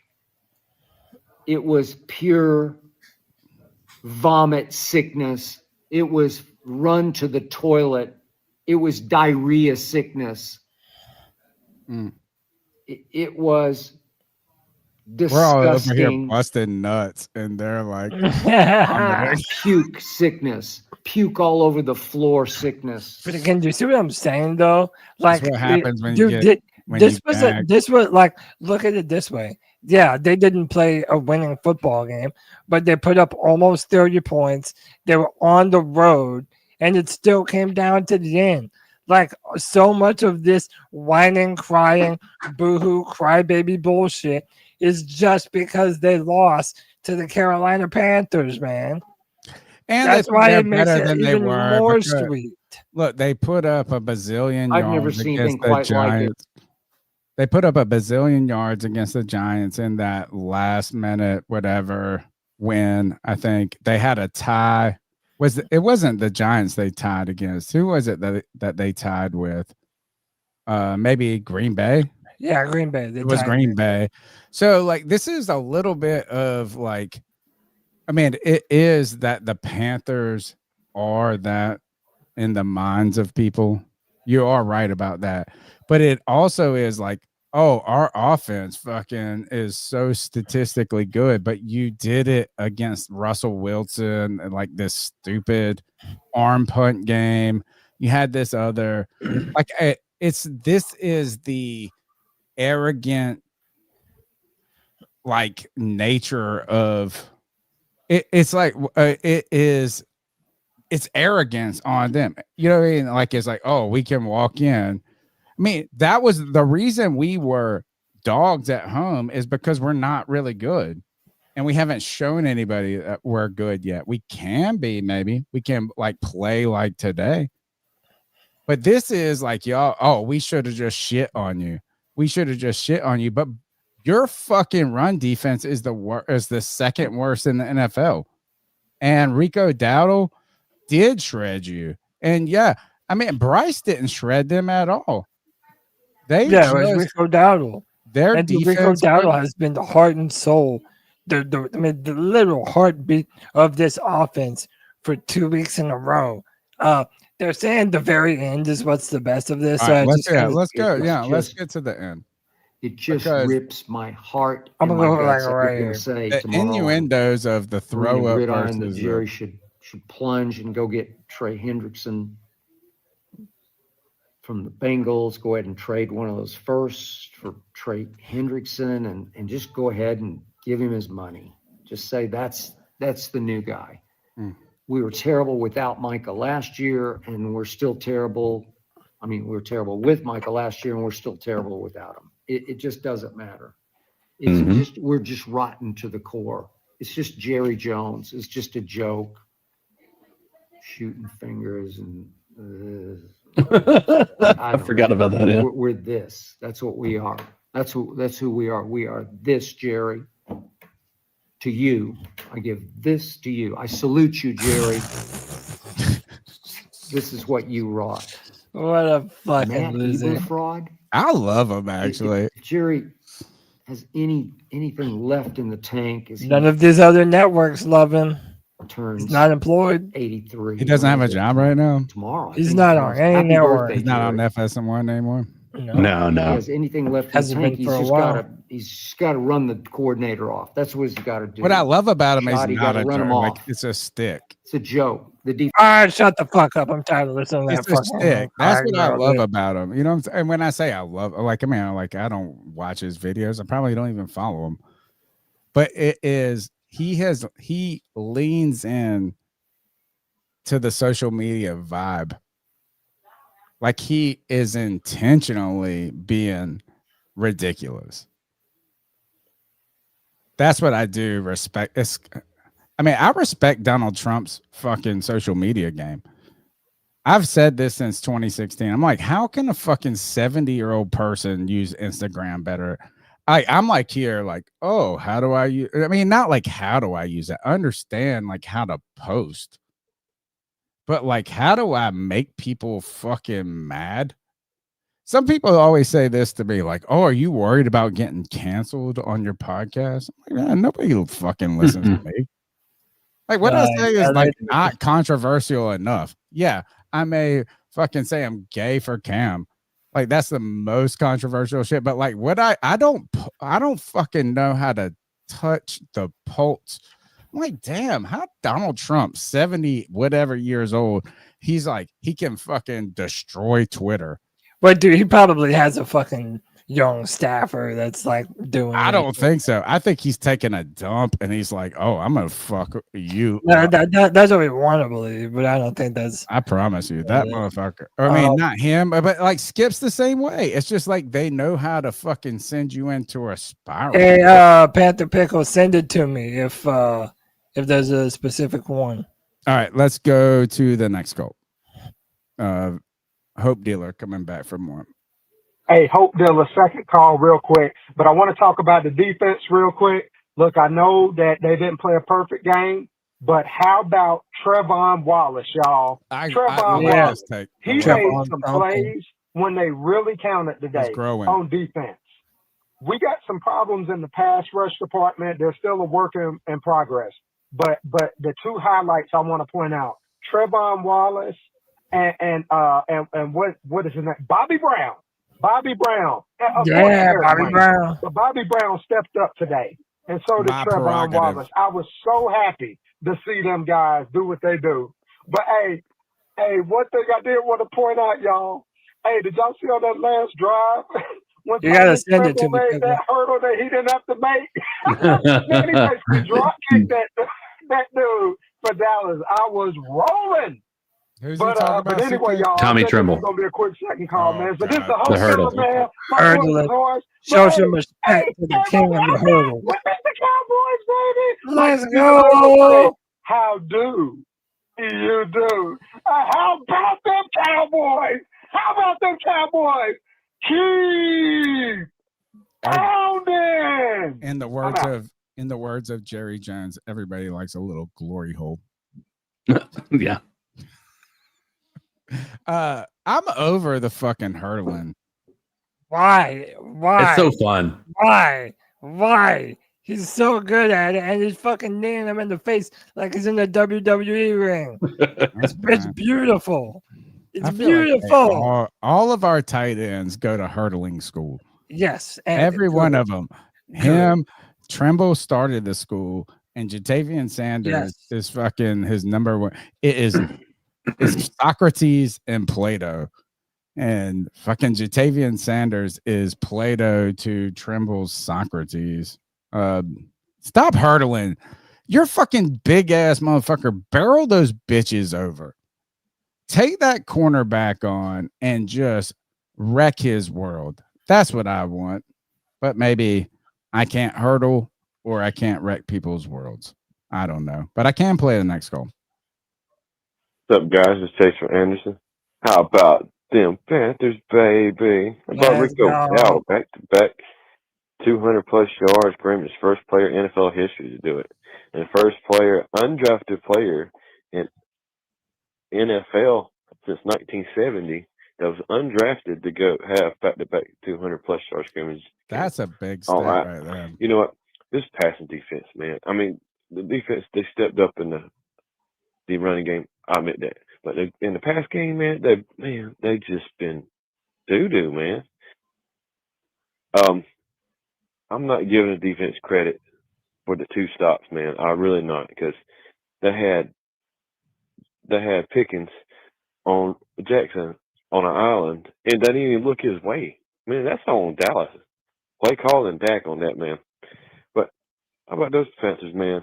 I'm ready for every road to go either way. Let's go. Let's go. We are in defending hurdle mode. Hurdle doesn't slow you down as much. Okay. We go faster when we hurdle. Y'all been there's a movie I just watched recently where the guy is like this. It's like in World War I, and he was like a high jumper. He's like from Utah or something. It's like country boy that was like jumping over. He learned how to high jump by jumping over fences. I just want XL and these mugs to run people over. And I know XL wasn't the one hurdling. If I'm 240 pounds, I just want to try. I want some scataboo mess on you. I'm telling you, that dude. I mean, just like, hey, I'm going to punish you. The hurdle that dude is a We missile missed with out his on body. so many premium Bojangles commercials involving Scatterboo if we were to draft him. But dude, I don't understand. Dude, we're splitting hairs here, man. I just like I'm not splitting hairs. I've been talking about this hurdle shit for 2 years, man. I don't understand why it annoys you. I just don't. I don't get it. It just seems silly to me. Hit the super chat up and let's keep going with the calls. Yes, sir. This is an Aussie one, and for the man with the voice. Yeah, Spectre One Actual with whatever currency they use in Australia, dude. Such a codizzle goat. I hope Appreciate your currency you, is stronger than ours. Next call. Yo, what's going on, C3? It's What up, man? Charlotte, man. Hope y'all boys are having a good Sunday, man. Let's fucking go. Biggest win of the season versus a good opponent, a hot offense. We were able to make timely stops.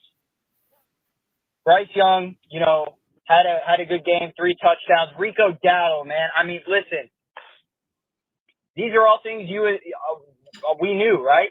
Run the ball under center.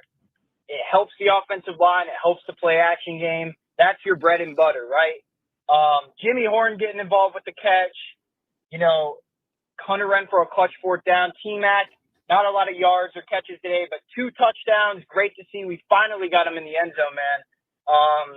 Overall, just a great win, and this is what you want to see from a team that you're skeptical about necessarily buying into, for the division or for like the playoffs. And guys, we have the New York Jets next week. I will be there in New York in the Meadowlands for that game, hoping we can go above 500, man. We got to keep this momentum going, man. Keep this momentum going. And I loved everything I saw about the game today. Still can't get sacks and pressures, but I think Evero and the defense made timely stops when they needed to. Yeah, I mean, overall, it was a great game. I don't know. Listen, this is the weird part. I don't know what they're going to do with Chuba because I'm going to be honest with you guys. Rico is clearly a way more explosive back, and he has catching upside. I just continue to roll with the hot hand. I don't even think I think Chuba should just sit out another week until he's fully healthy. I'm assuming you'll get back Coker, too, to help out, take some attention off T-Mac. And Taylor Moton hopefully will be back. But overall, just a great game, man. Like, that's what you want to see from your young team is just improvement. Like, can we look like a competent team? Like, can we come out here and can we beat a hot opponent? Like, that's what you want to see, man. That's what gives you hope, going into the later part of the season. And I said this from jump. I said, if we think this team is going to be anything this year, you have to have a decent September and October. And next week, you're going to have the chance to go 4-3 heading into Buffalo for the last game of October. If you finish 4-4 at the end of October, listen, man, I'll take that all day. We still have work to do. This team's still young. We still got to continue to fight. I'm impressed. They proved me wrong. This was a legit win from a legit team. Anthony from Charlotte, keep motherfucking pounding. I think this is a wild stat here. The Cowboys only punted once. Under punt returns in the no, it says punting 3. Okay, they punted 3 times. Excuse me. It said there is 1 return. So I guess what they don't mark returns if you don't catch it, if you just let it fall. Okay, so we only had 1 punt return, Hunter Renfrow for no yards. So I guess they don't count it if the ball falls. Here's my take on this though, kind of wild. Mitchell Evans, best tight end on the team. Dude, only Mitchell 1 Evans catch is a beast, dude. 1 catch for 21 yards. Trimble was 4 targets, 4 receptions for 39 yards. But Mitchell Evans, dude, with his little Strahan cute gap, like he got a little gap. He always smiling and looking happy. This guy, I like him. Yeah, I like him too. I'd like to watch in his Notre Dame film after we drafted him. I think this is going to go down as one of the better draft class for the Panthers in a very long time. I love what Evans is doing. I think Jimmy Horn Jr., who we haven't talked about enough, is finally carving out his own little space in the offense. I agree with some of the callers that do want to see him back at kick return.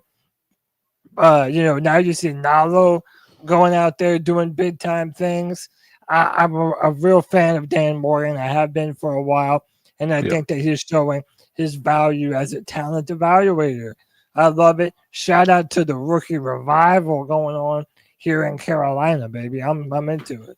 CK, Jimmy Horn Jr., 2 catches for 36 yards. 1 of them was for 34 yards and 1 rush for 11 yards.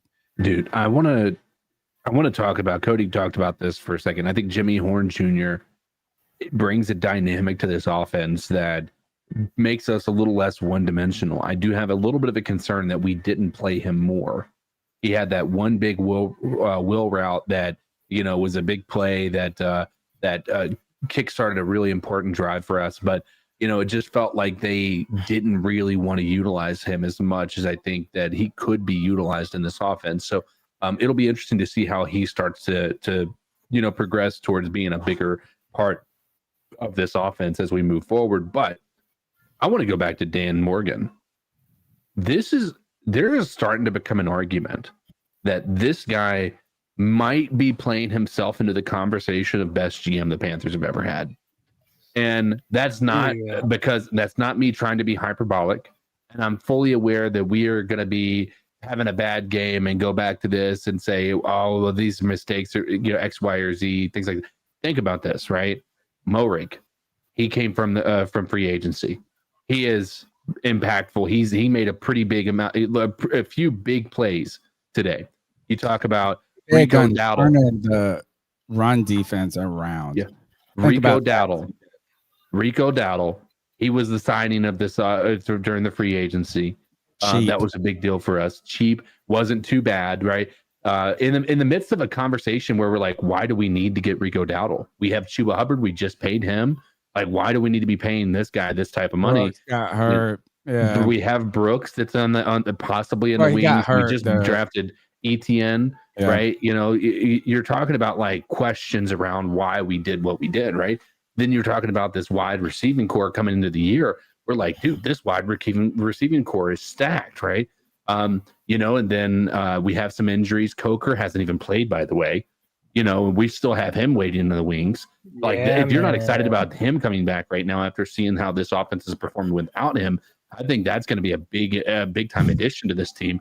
Add all of this together, the fact that our draft class, not from just this year, but from last year, and Trevin Wallace and Chow Smith-Wade, and even if you wanted to talk about Xavier Legette, I think he deserves to be in the conversation of, hey, listen, he may not be wide receiver first round quality yet, but he's turning around a narrative that I think is unfairly been put on his shoulders a year and 3 games into his career, right?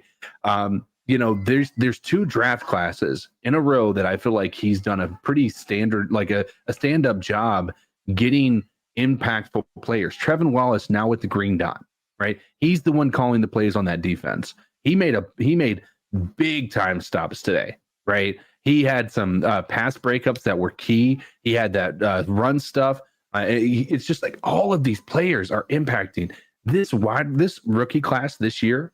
Might start to me, it's going to start to feel like it's stacking up to that New Orleans Saints rookie class from 2016, 2017, whatever it was when Kamara came in they basically had like 5 like high quality starters on that team. Dan Morgan is playing himself into that conversation. And if you're not watching this team today thinking like every single player that we drafted seems to be impacting this team in some positive way, I don't know, man. You're got your blinders on.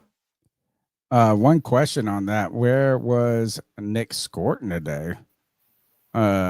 Did not register on the stat sheet. Nobody really did. No. I mean, they like Princely, Uman had a tackle, 2 assisted tackle. Like he had 3 tackles on the day. Last week we were sitting here talking about Scorton, though, potentially like replacing Wanham. And I'm not like shitting on Scorton. I mean, but like he wasn't even part of the equation today. Like, I mean, he dressed. It lists him in the substitution. He's not on the stat sheet. We didn't call his name at all. So I do agree with you, like with Dan Morgan. I'm not ready to go like best GM just yet. No, he's starting to play himself into the conversation as the. Yeah, I do. I really like this is the turnaround on this defense. Here is the argument, and we'll make a big deal of this on the Tuesday night show, 9 p.m. We'll make a whole segment about Dan Morgan playing himself. Make a note of this, producer Cody Lack. Dan Morgan playing himself into best GM. The fact that 2 years ago we couldn't protect our quarterback and he went and built an offensive line. And then last year, our defense can't stop the run at all. And he went and got things done. I mean, really did. And Bobby Brown, more Right. like everybody's That's getting a that. great I point. would say You have wow, to consider the free agent signings too. those are those are the most important. And I won't say the most important, but they It's are. all They set goes up the together. draft. Yeah. And by the way, so this even ties back to our other conversation about Bryce Young picking up his 5th-year option. Because if you feel like you see enough from him this year, well, then you know that you have Dan Morgan who can bring in good talent via the draft and free agency. That gives him another year to show Bryce to have Bryce show what he's capable of. That's another reason why you might pick up that 5th year. And you don't want to reboot Because all the Dan's time. able, right, and Dan's able to reload and give him another year of adding talent to the football team. All right, I'll play the next call, and then I gotta check our. How many Hey calls? guys, hey Lincoln from North Alabama. We won. I was in the middle of a lot of phone calls of dealing with some other issues, so I was able to watch the game passing. But we looked good. Interception was not on Bryce. That was a receiver issue. Looked great. Looked pretty good. I wouldn't say he was great or fantastic. A lot of those open passes that were just broken coverage. And he could have scored a touchdown on one of the deeper passes to hit the guy in stride, so they have to stop for it. But other than that, he did good. It's one of his best game this year, without a doubt. His best game this year, without a doubt. Dowdle is Dowdle. Holy heck, when Jonathan Sear gets back, I think we're doing good. Last week, Tuesday, you guys talked about, with Dowdle, but I do think Chuba's car can be better for the short yardage issues. I do think Dowdle's more of a shifty guy, but that's just my personal opinion. I do still think we need a linebacker help bad because, granted, Cowboys, they're a high-scoring offense, so we outshot them in Bank of America Stadium, so yay. We defend the bank. Congratulations. Defense is still looking a little sketchy, and let's just say that I was wanting to fire Vero halfway through the second quarter, but we came out swinging and did a good job. Another come from behind win. And our kicker, holy hell, fantastic. Great job. We made the right choice on picking him over the incumbent. Okay, well, you guys take care, keep pounding, and let's see you on the podcast. Keep pounding, brother. Thank you for your call, man. Let's go to Nick and Mass, my brother. Well, boys, we did it again. We beat the Cowgirls. Yeah. Guys, it's your boy First from time Nick since up here in Mass, 2018. just saying that I am extremely, extremely impressed with how this team has been performing. Okay. Yes, there are definitely things that need to change. There's definitely things that we need to fix, that sort of deal. But we have looked competitive in a majority of games this season, at least the second half of what we played so far. Okay. Except for the game you went to. It's progress. I'm sorry. A lot of positivity today. Rico Dowdle, he planted that flag down there in the Cowboys Stadium, made them really feel the loss of him leaving that team and coming to us. And again, I'm just extremely, extremely grateful for how this team has performed the last couple of weeks, looking competitive, looking like an actual NFL football team and not a bunch of juvie league bitches, I guess you can say. But we got to keep the momentum going. We got the Jets next week. With how they played today, we better win. Okay. And the fact that Josh is going down there to see him play next week, they better beat the Jets' asses because that boy needs to see a win. Oh, hell, we all need they to just keep seeing jinxed us win, us. but he really needs to see a win in person. So, love the show, guys. Listen every week. We'll always do that. Keep pounding. I'll talk to you guys on Tuesday. We just got the New England fan jinx. Mm.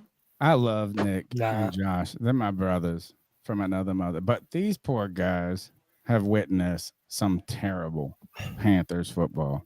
They go to anytime the Panthers go to New England and play in the preseason, they go. We get smoked. We went and played New England coming off a 30-0 shutout against the Falcons and get smoked. Josh from Mass may be our jinx. I'm sorry. Right, but No, not. But hey, Nick has Nick was there when the Panthers beat the Lions. I don't know what Josh's record of win Thank losses God. being in attendance, but but you know what? But you know what? Something else we haven't talked about too. We're on the road when we play the Jets this year. The Panthers have been a home only team. This is another. Okay. This is a big opportunity for us to go on the road against a team that has not won a game this year, y'all. This is We all our. need to get on the This Amtrak and go see this game. let's do it. The One of those, Amtrak is slow and fun. You can bring whatever you want on it. You can bring your booze or whatever else you bring with you, and you can just slow ride it from Wilson or Rocky Mount. It's fun. The Panthers right now, I just Googled rushing stats, like defensive rushing stats. Right now, the Panthers yards allowed are 1, 2, and I don't know if this is counting this week. I feel like it's probably going to be updated already, but Packers, Falcons, Texans, these are the best defenses from top to bottom. Yards allowed. Packers, Falcons, Texans, Lions, Bucks, Seahawks, Browns, Patriots, Raiders, Broncos, 49ers, Jags. See, this still don't even make sense. Hold on. Yeah, I mean, why are they? All right, so Jags, Steelers, Panthers. The Panthers have allowed 567 rushing yards so far. That's through 6 games, maybe. I'm hoping. I don't know if this was through 5 or 6. I'm trying to calculate it. Week 2, week 1 we gave up what? 200. 200. We had that big 50-yard against Atlanta. They had like 60.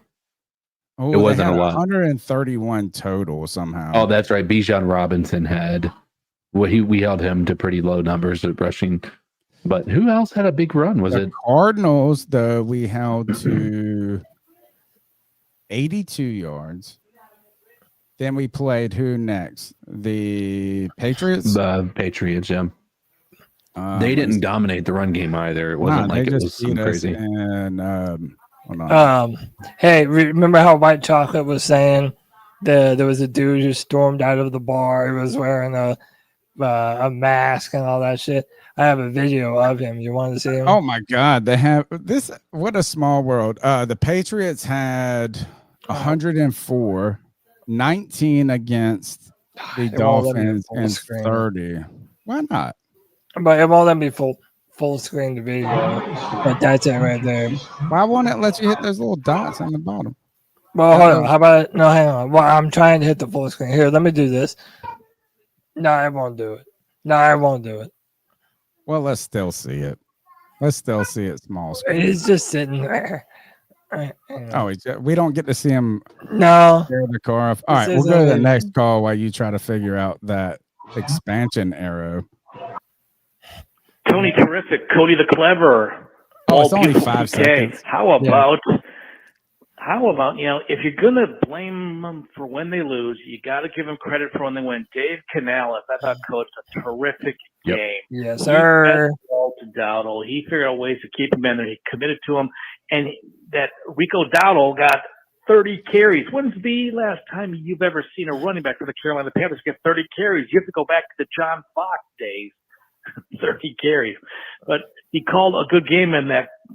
And then fourth quarter late, last drive, 4th and 4, he had the guts to go for it. And I think that was important. Canales to do because with this roster and what he has for a quarterback, what he has for a defensive coordinator, of this team, if they win like next week against the lowly Jets, the Panthers, they could be 4-4 in November and actually competitive for a playoff spot with this roster. And that is remarkable. So that is good coaching. But what are your thoughts, gentlemen?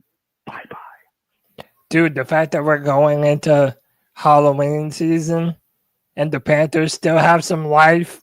Like, dude, the Saints are abysmal. The Falcons play tomorrow night, but they play Buffalo. Dude, maybe this is a wild card team, boys. We don't know yet. We don't want to really get our hopes up all the way because, like we said, we're only a home team right now. We're defending our dirt. I love that. But we got to start winning some of these games on the road. We're also going to have a really important opportunity in prime time against the 49ers. They're playing right now. They're currently trailing the Buccaneers by 4 points, 16-20 in the third quarter. But that's a good team too. So we're going to have some real test of the Carolina Panthers coming up soon. I think this is our biggest test that we passed this year. But yeah, man, we're going to play Green Bay. We're going to play the Buffalo Bills. We're going to play the Rams. And we're going to finish up the end of the year with Tampa Bay. So everything that we want as a football team collectively is still out in front of us. Love it, dude. Love it. Also, keep in mind to keep a positive outlook on the way that this team is producing. The 3 wins we've gotten last year, we win 1 of them, maybe. Yep. We lose this game last year. Yeah, we lose this game last year. We did lose this game last year to Cooper Rush. Keep in mind. It was not like we were, even in the same ballpark of being the same type of team we are this year. This year, if you don't see this team and think this is a drastically different team than what we saw last year, I really don't know what to tell you. I mean, it looks to me now. Does that mean that they're going to go on a run of 10 games and winning these next, 11 more games that we have left? No. Nobody thinks that they're going to win 11 games. I don't even know if they win half the games we have left. I don't know. But I'm telling you, from what we saw last year to what we're seeing so far this year, it's different. And it feels different. It felt different in the offseason. The first few games of the season, we maybe didn't feel like it felt different. But even in those games, the only one we feel horrible about was that Patriots game because it was massively a blowout. Like it was a horrible situation. But everything else was like we came back, almost won that Arizona game. That's the game I want back, though, CK, more than anything. Like at the end of the year, or maybe not at the end of the year. I was actually just going to bring it up now. Is like if we could go back and have one game that we did one thing, a little thing more. If you pull that, it was the Arizona game. We got the onside kick, right? Yeah. You know what I mean? Like that game, you start off terrible. Like if we could have that one back, we are sitting here going, oh, the New England game's a blip kind of thing. To the play calling stuff, fourth quarter, I would argue that it was masterful, except for the part that we fucking had those penalties at that one part. Like other than that, like we executed well. We came back. Dave Canales is growing.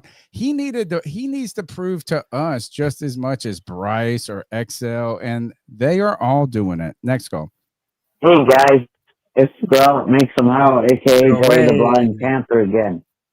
Someone said something about work. Man, work is gonna be so much fun on Tuesday, because now that Dick can't tell me get pounded whenever he sees me. Fucking pain in the ass that Cowboys fan at work always tell me get pounded. Mocking our keep pounding, disrespecting us. Well, now he took a L and he can eat shit. Yeah. Anyway, guys. Wow. Keep pounding, brother. That was Wakanda forever. Wakanda forever. That boy had a good time at this game. Yeah, he did. Them cowgirls got some shit talked to them. Yeah, he did. You know that mug. What's up? Best unit on this team has been. Yeah, I'm still gonna call it.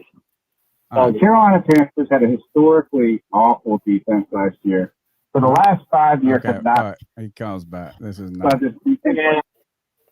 Hold on here. Y'all get y'all's calls right. I'm not good enough at doing these calls for y'all to be doing this to me. What's up, C3? Is JJ calling in? It's been a while, but I'm just going to hop into it, man. We got the dub. I was watching the whole game. Rico has flat out carried this team the past 2 weeks. He's also carried my fantasy team. Shout out Rico. Same. But yeah, I just think the Panthers have played better. This defense has shown they can get stops, especially at home. You have a shutout last week. They bounced back after being down 17-0. Then this week they go out there and they give Dallas some go, and Dallas was the best offense in the NFL coming into this game, basically, or like top 3, some shit like that. So you flat out give them some work. You take advantage of their sorry defense.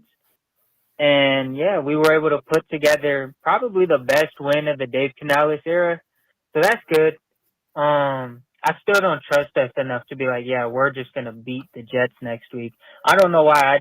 I don't trust us yet to handle our business, so to speak. But yeah, I just want to say that Ted McMillan, 2 touchdowns. He cost Bryce that pick. I don't think people remember that, but yeah, that was his fault completely. He needed to catch that. He's had some bad concentration drops, but I also want to say this is our signature win. I just mentioned Dave Canales' best win. Man, I just saw Fred Warner go down. I think we're going to beat the Niners as well later on in the season on prime time. That's our only prime time game this year. So hopefully we can put together a good season here. I'm seeing some opportunity down the road. Like I said, we got the Jets next week. If we prove ourselves, get our first road win. And then, like I said, versus the Niners, they're just full of injuries. Fred Warner's leg foot just snapped. So he's gone. Both are gone. That's another bad defense we're going to play that hopefully Bryce Young and the crew can take advantage of. So hopefully they can get better at throwing the ball to Tech. Cause Yeah. I had his yards today. I don't like how he ain't hit that shit. But I did have the touchdown, so at least I knew that. Yeah, man, keep pounding. Glad to Keep see pounding, JJ. still going. I'll be on free-for-alls and spaces, so, go check them out there. But, yeah, man, glad to call in for the first time in a while. So, keep pounding. Yes, sir. Keep pounding, JJ. Dude, this Jets game, it's that one game at a time mentality. But also, like I told you before, guys, we have to win on the road. What a better opportunity to do that, right? A team that has not won.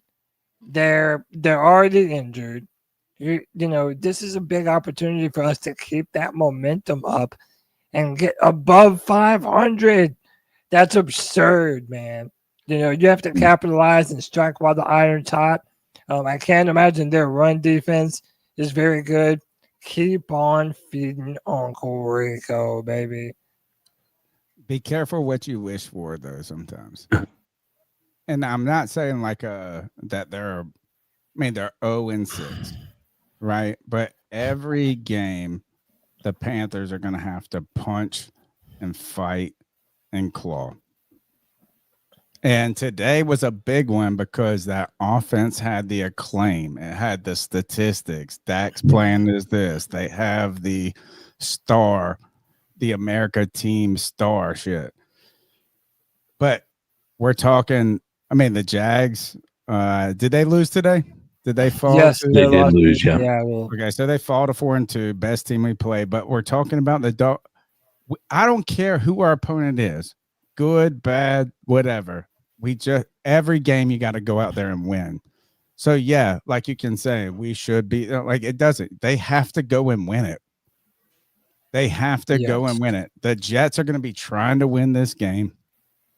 And your boy Fields has not been playing terrible. Somehow, though, they had negative. They only had 10 yards. Yards. Dude, that's absurd. And by the way, the Broncos sacked Fields 9 times. So remember, we haven't been sacking many quarterbacks.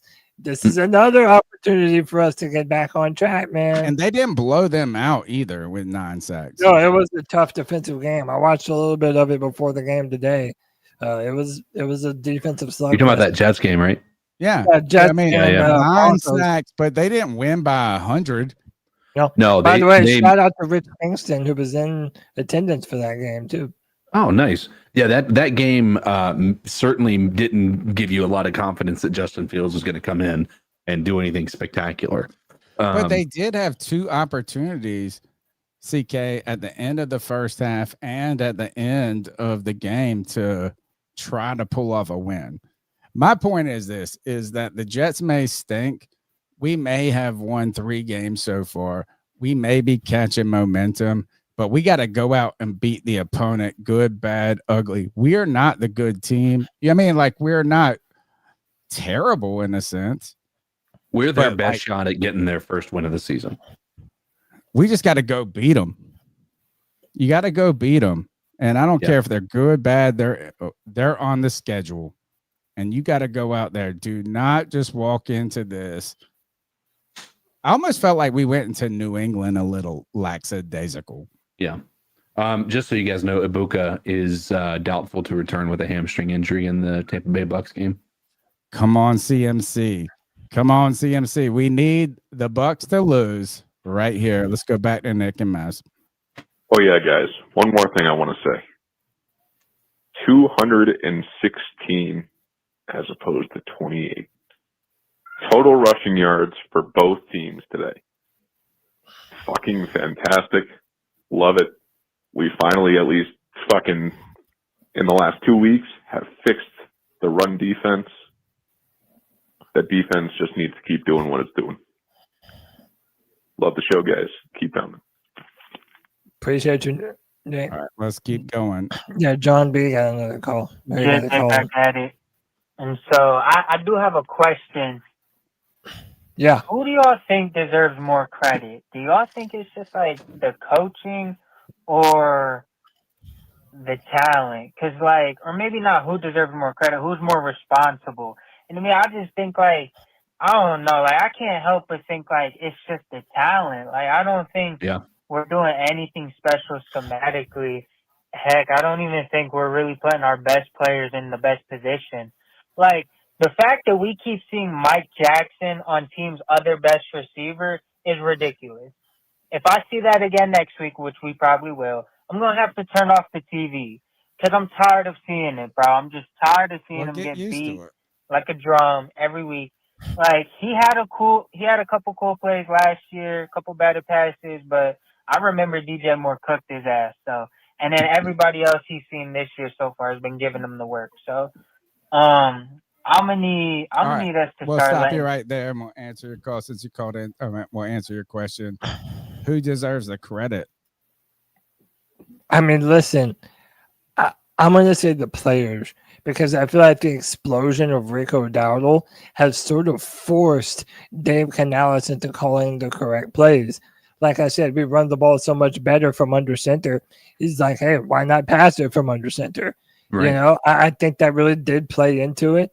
But I do think that just in general, the type of plays being called are just overall better. I think that we're managing the down and distance better. You know, we've all been kind of calling for Jimmy Horn Jr. I know I have. And I think that just finding creative ways to get him involved. Even the passing touchdown to Rico Dowdle, I felt like was really creative. So, I mean, I think because of the play of Rico Dowdle, I think the play calling is better. I'll say you give credit to the players. Dude, right now, Rico's on a legendary run. Like, I know we're talking about the future and should we sign him or is it too early to talk about it? But, dude, let's just meditate on the fact that he is breaking records at the Panthers running back position through 2 games. And he wasn't even the number 1 on this team. That's wild to me, given the history of our running backs. I too. know, man. CK, I know. Credit. Where are you giving it? Man, I'm gonna give it to dude. This is such a hard one because I think that there's probably improvements across the board. We got better as a team with talent, but I'm not gonna remove coaching from the equation. Like, there are things that we've seen that we're seeing, like we're seeing that Dave Canales is still learning how to be a head coach, right? The idea of playing your young players and how that's impacted the game over the past few weeks. is a testament to him learning. You know, he's doing his best. He's always stated, I wanted to be a run first football team, but never actually practiced it. And now he's practicing it. Now we can give credit to the talent, sure. And I completely agree with Cody's take. Like, you know, but we were down 17-0. We could have abandoned the run last week. He didn't. He's learning as he goes, realizing that abandoning the run is a recipe for us to be a failing football team. And then once you can actually get that confidence back to Bryce Young, knowing that it's not all on his arm to make the game-winning drives, I think that's what we saw today. We saw him step up when he needed to. He made the most important throws you could ask him to make when it mattered the most. I think Dave Canales and I think Evero deserves some credit, even though I'm still pissed about his handling of JC Horn. My credit, the first credit payment, or I guess that is credit that I owe, debt that I owe. Finally, we have a defensive front that can stop the run. Yeah. That's it. Like, I don't care if it's like Evero can be a great coach. He can do this. We said this in the past. How many people said, oh, he doesn't have the talent? He didn't. Injuries, this and that. They're stopping the run. We're not getting gashed. I'm not going to give credit necessarily to coaches, and maybe not credit. Like, they're doing their job. They're doing the job they're paid for. And like, he's not mishandling the game. But rarely, when we're at this level of sport, and some people find it boring, like kind of like some people, or at least maybe almost I find like the NBA slightly boring, is like everybody makes every shot. Everybody, like, they're so good at their craft, right? Like, it's very hard to scheme up wins. In the NFL, there are very few coaches that are the supreme difference maker. And if they are, most often they're the bad difference maker. Like, they bring your team down in the difference. There are some coaches, I think, that can. I don't think we looked at the Panthers offense or defense and we like found some supreme weakness on the other team and just exploited it. I don't think that the Panthers like looked at like the Cowboys and like it was the coach that was like, oh my God, he won this through schematics. What I do think is that the coach fucking called, like, it doesn't have to be that complicated at this level. Like, hat on hat, block on block, Keep it make simple, a play, stupid. under center, execute, get down in distance. We were ahead of the chains. So I didn't feel like Canales was like a genius walking away from this. If I go away He from played to his team's strengths. Yeah, I mean, yeah, and you almost get out of your own way. Like, where I'm the important part. Like, it's like, let's get the first down. Let's get ahead of the chains. We were under center. I think playing under center today played so much to like what the NFL is. And I almost feel like coaches want to prove to you so much that they're like the smartest motherfucker in the world. I don't need you to be the smartest. I need you to put your players who are the best in the world in positions to win. Let them go out there and win the game. Trust in that. Don't make your ego bigger. I do think there are times where coaches can make a giant difference. I think that Bill Belichick was great at this. He took away your greatest strength. He said, we're going to do this. You have to beat us some other way. Like, he would find something and he would be like this, but he was a defensive coach.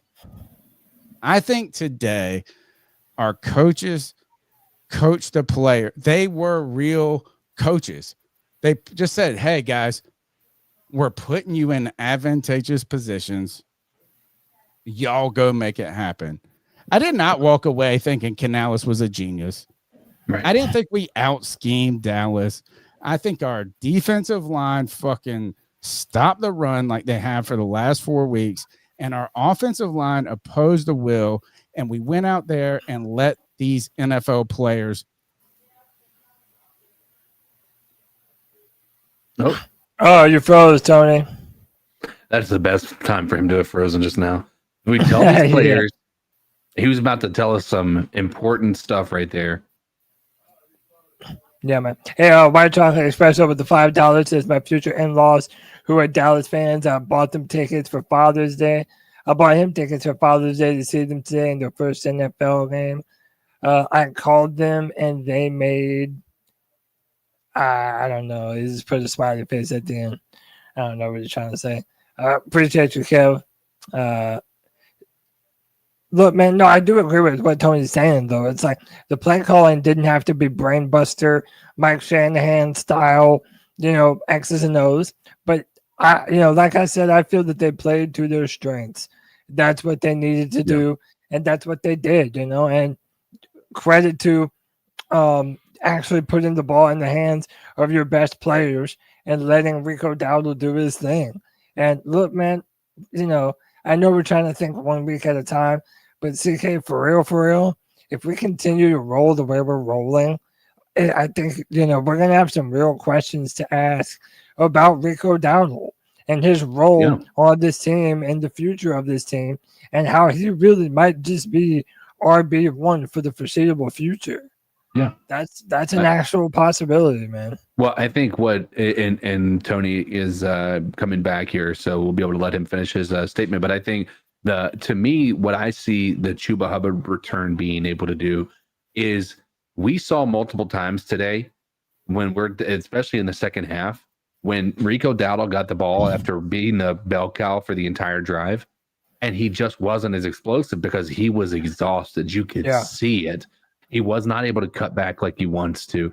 And I think it's moments like that you will see a replacement like Chuba Hubbard come in and be able to relieve him and not feel so concerned about it, right? When we saw Rico come out and we were 3rd and 2, like, were we not all a bit like, I don't know if I want Etienne to run this ball? Because we saw it happen with Dallas at the very beginning of the game. They brought Dallas in. It was a 3rd and 2 or something like that. He got nothing. Who is that guy, by the way? Dennis Dallas, I think, is his name. I could be wrong, but they said it's his first touch. DJ Dallas. DJ Dallas, that's what it is. And so he came in, and that's what I mean. It's like, I don't know that I would trust any of these guys to be able to come in and fill that role. And I think Chuba Hubbard could be that guy. I don't think right now we want to do a 50-50 split.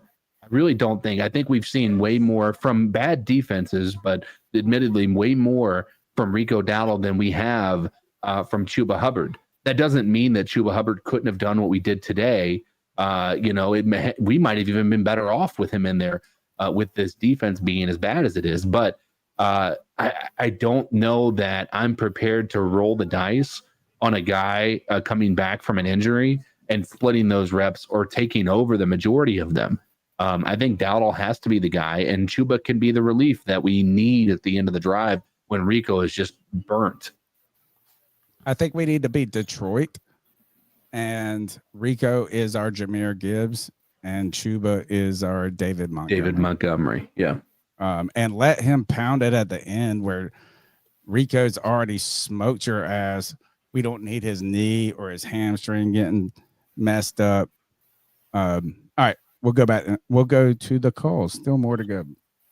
What up, boys? It's Vegas Drew. What up, Gotta Drew? call in as usual. Hey, it's good to see you back-to-back wins. It's nice.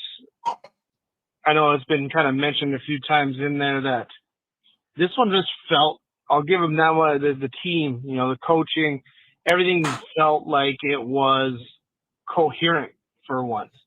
I think Tony was saying that it finally felt like someone wasn't lacking. Like, we won last week, but it felt like Bryce wasn't really playing very well. And it was mostly that, Dowdle was running for 200 plus, which got us the win. Even with that pick, Bryce played pretty well. Like, I'm not going to poo-poo on it too much.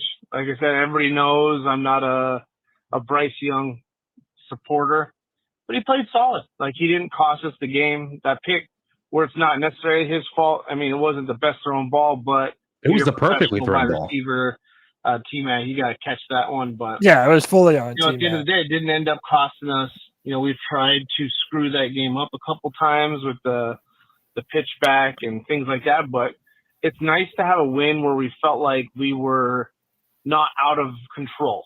It felt like we were not necessarily in control of the game, but it didn't feel like we were lost at parts of it. So maybe, man, it's nice to listen to games when we have I know.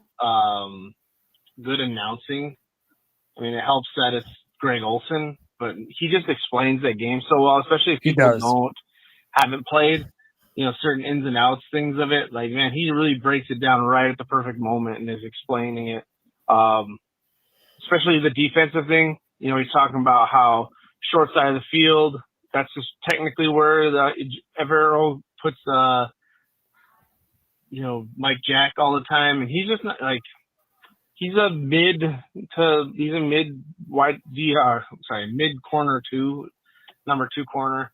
He's just getting burnt. It's just Evero's system, and it looks bad. We give up a lot of those yards because that's just his style. The only thing that's really missing from this defense to make this defense look really good is a premier pass rusher. If they had someone, and don't give me the Burns. Burns isn't a premier pass rusher, but if we had a pass rusher that could finish, like if we were able to lock down Henderson from, I think it's James Henderson, the dude from the from the Bengals this year, Trey Hendrickson. I think that could have been difference maker for this team this year. Yeah. But that's just the only thing that's missing. Like, we're getting pressure. We just don't have a guy that wins consistently and then demands double teams than others play. All right, here's part 2 of that. Go. Hi, it's Vegas Drew again. Just finish my point on the defense. Like I said, that's all going to be us, our future. Maybe at selling point, we could catch someone that's trying to ditch a pass rusher, scoop up a pass rusher. Then we'll have a different defense. He's never going to be one that's going to put. I will give him credit. They did go more man, which was nice to see. Not just sitting in zone, but it's just never going to be. That's just his way of his playing. And when you see success, like stopping the run as much as we have, Avero's not going to change that. And just because people are saying, why don't you put JC on the number 1, he's just not going to do it. So we might as well get over that. We might need to look for a better number 2 corner, but it's not the end of the world. That's kind of that old school technology where you bend but don't break. We give up a ton of yards when we get in that red zone. Can we hold people to field goals, and can we get some takeaways? That's really what we're missing. It's kind of sacks and takeaways, but good win. I still would like to see better quarterback play. That's just me. Keep pounding and see if we can get 3 in a row. All right, love you boys. Later. Keep pounding, brother. I have to talk about this one for a second. Isn't it crazy how your predetermination of who Bryce Young is, as you see in completely different things than what actually took place? Like the thought that ball to T-Mac on that slant was not the best place. Like, it was somehow still Bryce's fault that could. I know that he's saying giving some, but he's still very much putting that on Bryce. It's just a wild thought, and it's nothing against Vegas. True, it's a lot of people are going to have that mindset. They're going to have a hard time looking at this game that outside of literally one play that he threw that one close to interception that didn't turn out to be an interception and missed Xavier Legette. He played a pretty flawless game. Pretty flawless. Like I couldn't point to anything that he did wrong out. And there might be one like thrown into the ground, but it looked like it might have been intentional that he did. But outside of that, there was nothing. And even in that moment, 3 touchdown passes and not an intercept, not a turnover that you can put on him at all. He did that. He made the most important throws you can ask him to make. And even in that, it's that one interception he had could have been thrown better. Any other place you're putting that ball, you're then blaming him because that ball was dropped because it wasn't placed exactly where it needed to be. That was the most perfect spot you could have thrown that ball on a slant. It's just an interesting thought. But beyond that, I agree a lot with a lot of what Vegas Drew said. That's the reality of the world, CK, and the world we live in is like we've already made decisions about people, but there are, like, even if you're in the middle, there was a real I guess like critique of Bryce is that, like, if you're not going to be the greatest quarterback in the history of the world, at least don't spot them 17 to start the game. This is, if you want to be a game manager, you don't turn the ball over, you make plays when you need to make plays, and he did that. Like, this is the Bryce he needs to be. This game right here is, you keep playing games like this, and at the end of the season, that's what I want him to do, is say, we want to give you the 5th-year option. Not should we want to. And this is the exact game that you want him to have. Make it not an option. Like that's what Bryce needs to do. He needs to be, at the end of the year, he needs to play in a way that makes it impossible for the Panthers to say anything other than I'm taking his 5th-year option. Anything below that is going to make sure he doesn't get it. Like, if he doesn't play to where we're forced to take it, we're not going to give him his 5th-year option. Like, it's just the reality. I mean, he's not Dan Morgan's choice. He was a former regime choice. He's not Dave Canales' choice. He's a former regime's choice. Two former regime choices. Free him, and I don't know if you should free Dan Morgan entirely from it. He was with them. I don't disagree. I don't disagree, but I also think that that's a part of the history that Dan Morgan would probably like to not be associated with. And so being able to be his own guy and have his own guy in there, I think Bryce Young is going to be fighting an uphill battle to be the guy moving forward. Like, he is. It's just natural. He's not physically gifted. We know these guys like dogs and athletes, right? He was supposed to be a high floor, low ceiling kind of player. Right. You were going to be steady, and you could build around him because he's a steady player, right? But beyond that, like, again, I think that he was steady today. This is a step in the right direction. Yeah. And I think this is the recipe to success. I don't know that if he keeps playing like this, that we're going to say he has to be the guy moving forward. Less than 200 yards, not really. Like, we're not winning only on his shoulders. We're winning largely because everybody else played well. And when it does end up being on his shoulders, when we're going up against an offense that we cannot stop and a defense that is not going to let us run the ball, I'm not sure how Bryce Young is going to hold up when you're going up against the 49ers, a Tampa Bay, any of these guys that are going to be very stout against the run. That'll be interesting to see how we handle that. But right now, Bryce Young is, all I can say is I hope that he builds on the success and his confidence continues to grow. Because I tell you what, I'm sitting here watching Baker Mayfield throw dots all over the place on an MVP type season right now. And his energy when he does, like, I wish that we had gotten that Baker when he was here. I wish we had gotten that Baker. Like, this dude would be firing up this fan. He has the blood of a Panther in my mind, based on the way he performs on the field. And when he does, like, his energy is so infectious. I wish he was still here, or he had played better than he did. But it is what it is. We're gonna have to face him and hopefully win. One game at a time. Play under center, pro style football, pro style offenses. You can still spread it out when you need to, when you got to. But, like, it's hard to run the football out of the pistol and the shotgun. Like, people just don't respect it. It doesn't work. And Bryce has done surprisingly well. Not surprisingly well. He is hard to track. Well, to some people, surprisingly. I think for the defense, he's hard to track. Like, if you're worried about his height, I don't think the defense can tell if he's passing or handing it off because they can't see him. Like, when he's under center, like, is he dropping back? Is he handing it off? I think the defense is sitting there going, I think they've been far more effective. And I thought in his rookie year, they were scared to do it. Last year, they kind of teased at it. Today, he was great. I mean, he was very good. Well, like I said, what my honest assessment of Bryce is that he is trending in the right direction. He's getting hot at the right time. He continues to play well. He took care of the football, which was a big deal. But I have said, and this is just me being honest, being fair, I have not seen that truly breakout elite game from Bryce this year. And I do still think that we're going to see it. I'm hopeful that we will.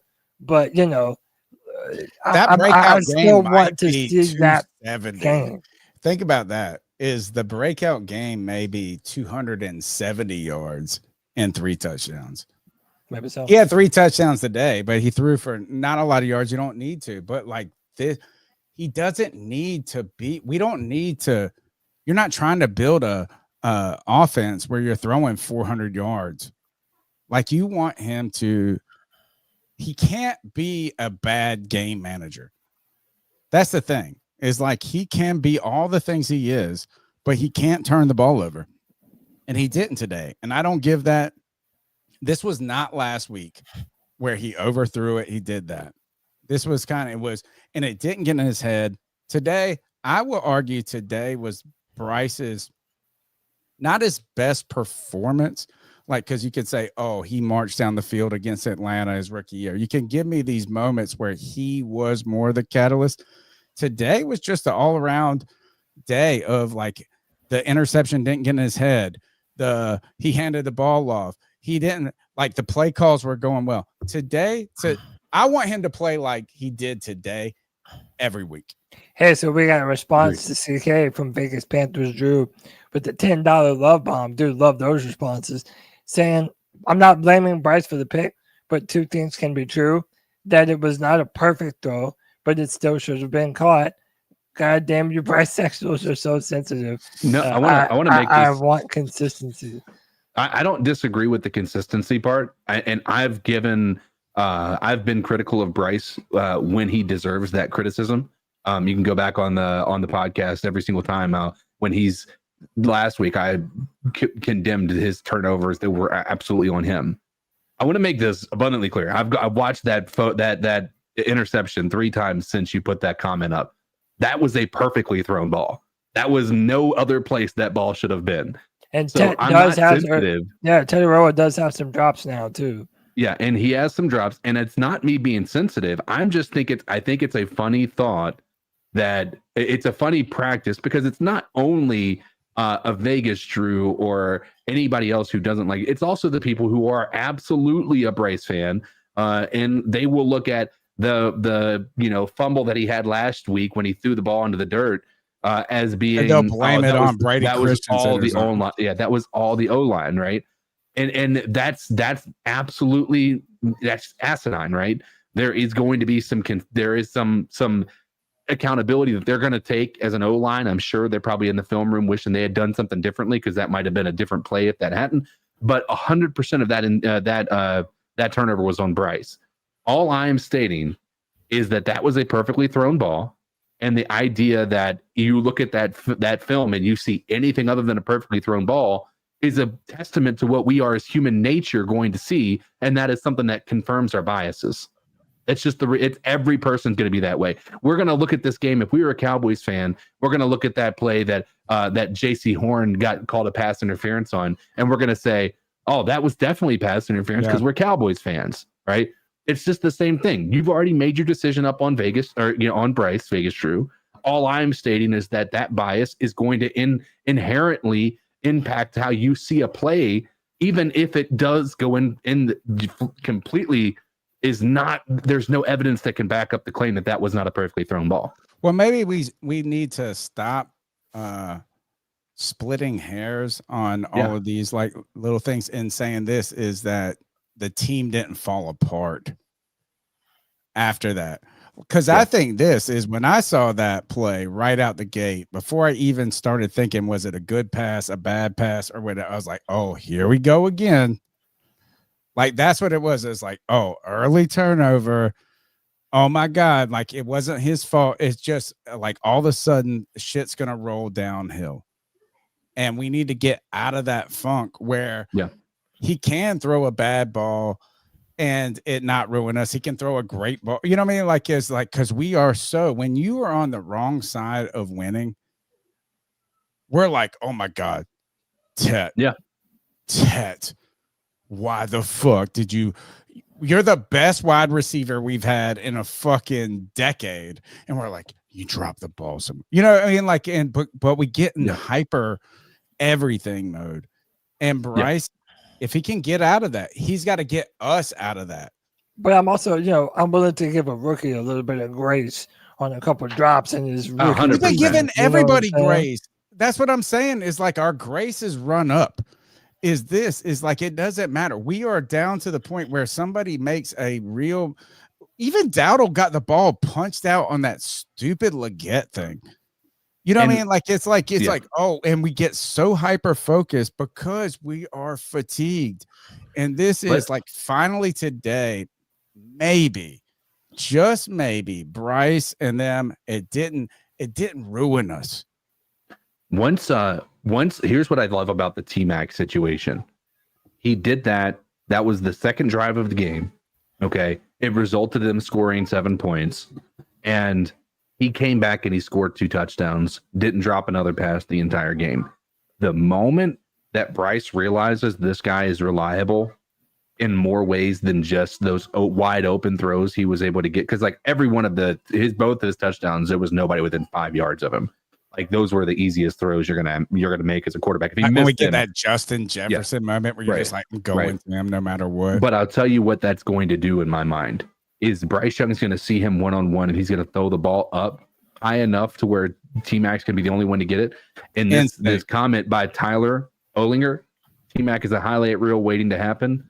We're waiting for that connection to get to that level of confidence. Bryce Young trusting T-Mac.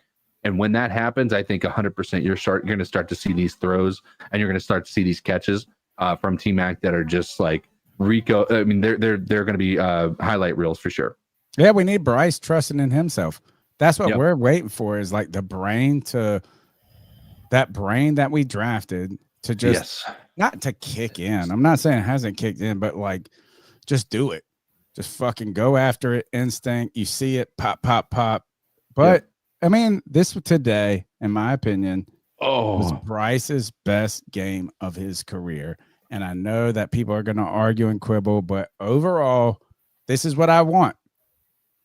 Give me 50 more yards. 50 more yards. Let's go to the next call. Were you reacting to that Jamar Chase touchdown? No, Okay. I was reacting to Cam Ward's fumble. Did Joe Flacco throw it? No, they're two different games. No, Jamar Chase. It was Joe Flacco threw it to Jamar Chase. Shout out to my fantasy team, dog. Who fumbled, CK? It was Cam Ward. He fumbled in his throwing motion. He had the ball back and the ball came out of his hand. Oh, nobody was in around him, and it's a turnover.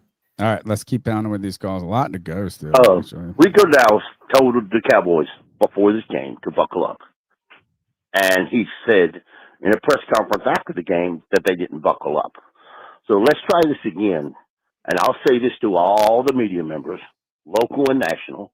I'll say this to all the Cowboy fans, including the ones I'm going to work with tomorrow that I'm going to piss off. Suck it up, Buttercup. You didn't buckle it up. That's what Rico said, by the way, in his presser. Go Panthers. And as always, thoroughly enjoy it when Cowboys lose. And we should re-sign Rico Dowdle. And whatever happens after that. That was just a nod to you. May the best guy win the starting job. Keep pounding. Love it, love it, love it. But by the way, White Chocolate says, what did Rico say to XL? So Rico basically went in his press conference and took the blame for the fumble and the weird shuttle pass that XL did to Rico Dowdle because Rico was calling for XL to throw him the ball. So, I mean, maybe he still should have thrown it, but Rico was calling for Xavier to throw him the ball. All right, next call. Hey, guys, Chuck from River City. Got to call back again. One thing, a lot of praise going around. You know, a lot of people deserve it. But there's one guy I really want to give a lot of praise to. And, yeah, he did have a false start today. But that's Brady Christensen. That guy should have been starting the whole Yes. time. And with this 1 year deal, he'll probably go somewhere else, but that guy needs to be re-signed. I love his play. He utilized all the line. He's never complained. The guy needs some praise. Number two, not trying to look ahead to next week too much, but the Jets are 0-6.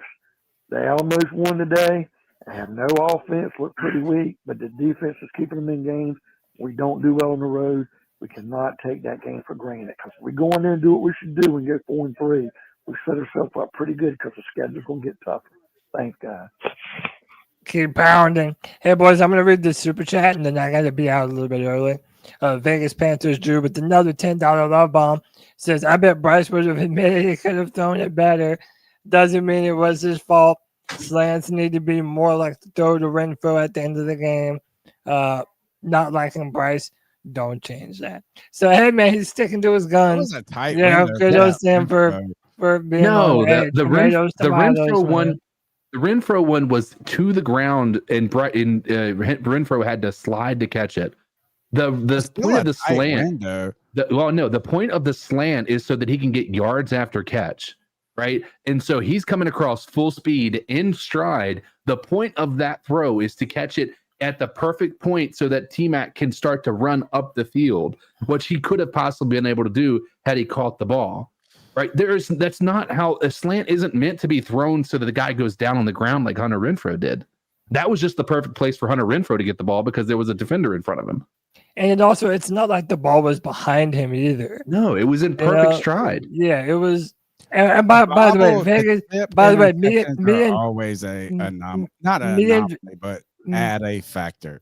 To Vegas Drew, I have also been someone who has been very hard on Bryce, and rightfully so. I believe we have both rightfully been very hard. I do think that it was a damn near perfect ball that should have been caught, but it's subjective, man. I don't think it's that crazy. Hey, Tony, John B wants me to hear his call before I leave. Hold on. What was the? Let me see. I got here. I don't know if this is his first one. Yeah. Hey guys. Sorry. Hey guys, John B. Jenkins here, calling in. I just had to come to the front of the congregation and give some witness myself. I love this already. And if you know, you know. But anyway, I had so much fun watching this game, and I watched it with my son, and I totally cringed him out on several occasions. I think, well, of course, the 4th and Renfro. I start screaming 4th and Renfro after that amazing catch by Hunter Renfro, which once again, he has saved us in the very last few minutes of a game, either by drawing a penalty or catching that damn ball. Anyway, my son was just like, Dad, that's so cringe. Nobody knows what 4th and Renfro means. And I was like, I know who knows what 4th and Renfro means. Yes, sir. Yeah, Trimble having to hurdle. I mean, come on, man. Like, you got to jump over everybody. Isn't that how you got hurt last time? But, Rico Dowdle, I had – so 2 weeks – or right before last week, I decided to say just screw it on my fantasy football team, and I picked up as many Panther players as I could. I got Dowdle. I got Bryce Young. I got Fitzgerald. I got our defense. And I have won the last 2 games in fantasy football thanks to the Panthers. So 10 years ago when I did this, the Panthers went to the Super Bowl.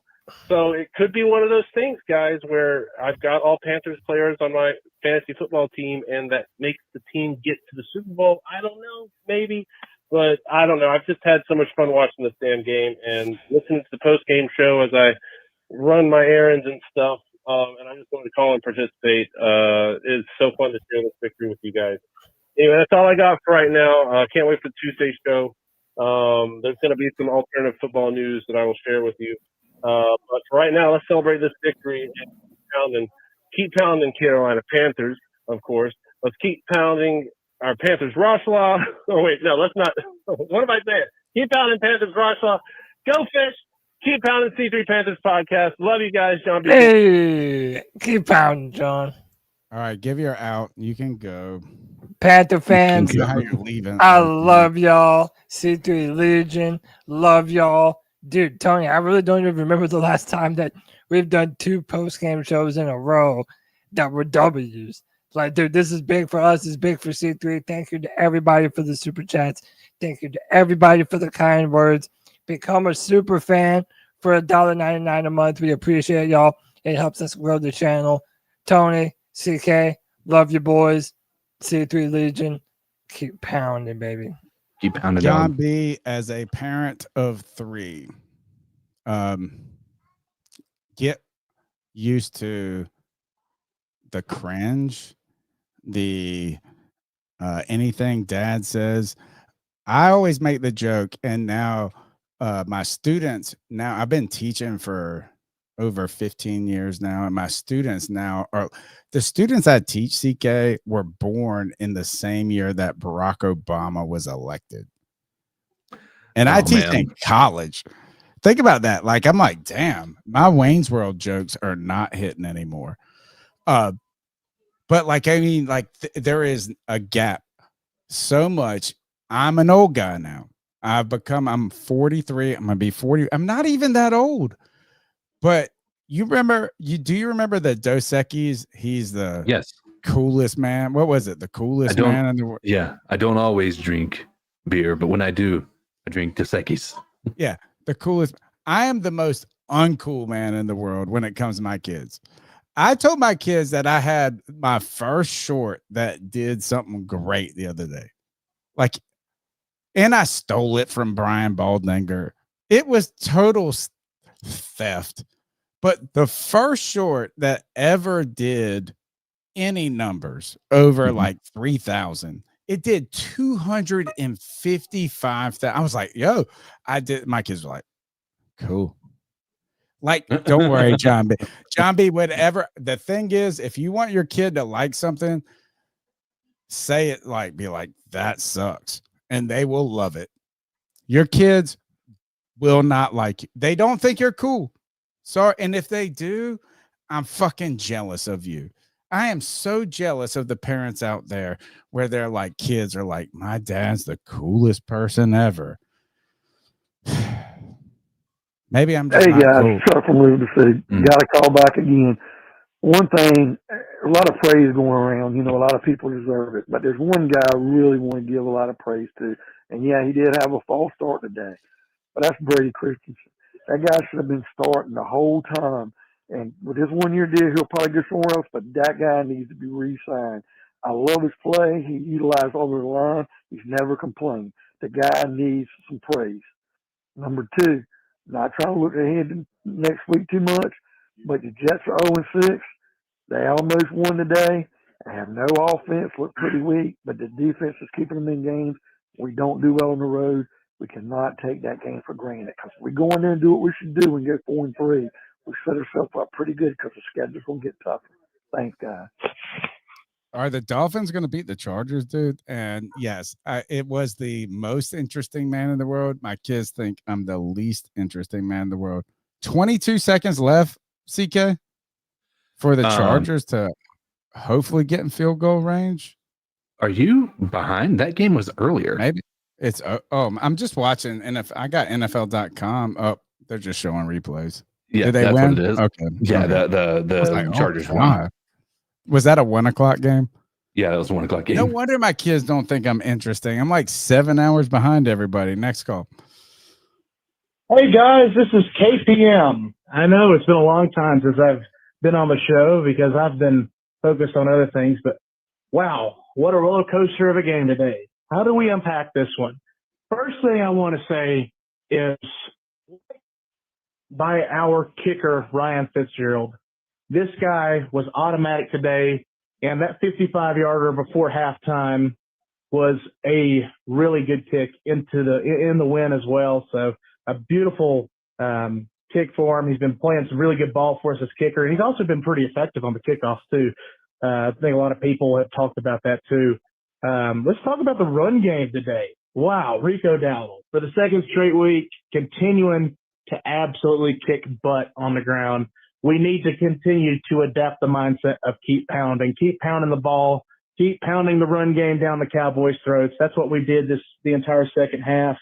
as the run game continuously continued to be productive. I think they said on the broadcast that I don't remember if it was 13 or 15 runs, but Dowdle had like 13 or 15 runs of 7 yards or more today, which that just goes to show you the amazing work the front offensive linemen had today, especially when we were down a couple offensive linemen. Yeah. Shout out to Cade Mays, Brady Christensen for stepping in and playing some really good ball there, along with the other guys on the offensive line, really controlling the line of scrimmage today and making things comfortable for Bryce. How about another shout out to our boy Tet McMillan, the rookie wide receiver, getting his first 2 touchdown catches today. And the second one being a great play by Bryce to duck underneath the sack and quickly fire it in there for that 2-yard score. Great offensive performance today for the guys. And like I said, I didn't know if we were going to be able to keep up with the Cowboys offense. We got a really good offense, but their defense was pretty weak too. Jimmy Horn had a big game too, a couple big catches. One of those to start off the second half drive, and then also the jet sweep that set up the touchdown. Jimmy Horn continuing to make an impact.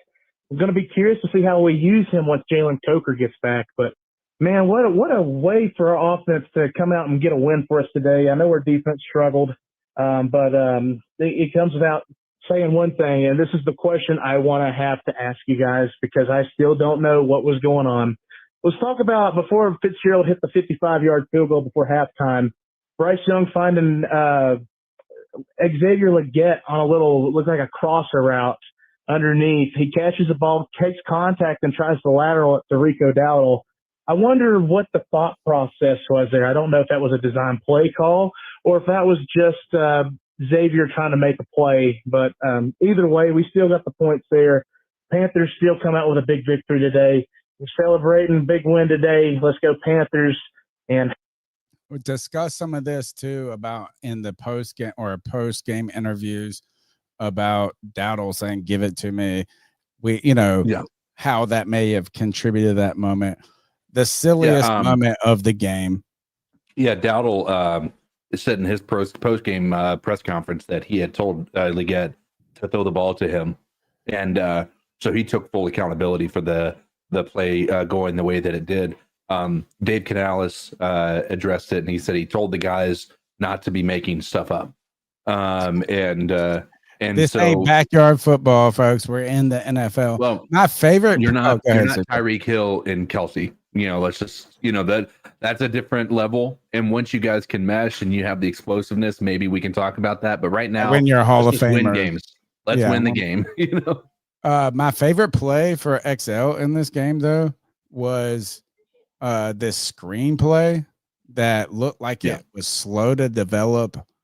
I didn't know it was a screen at the moment.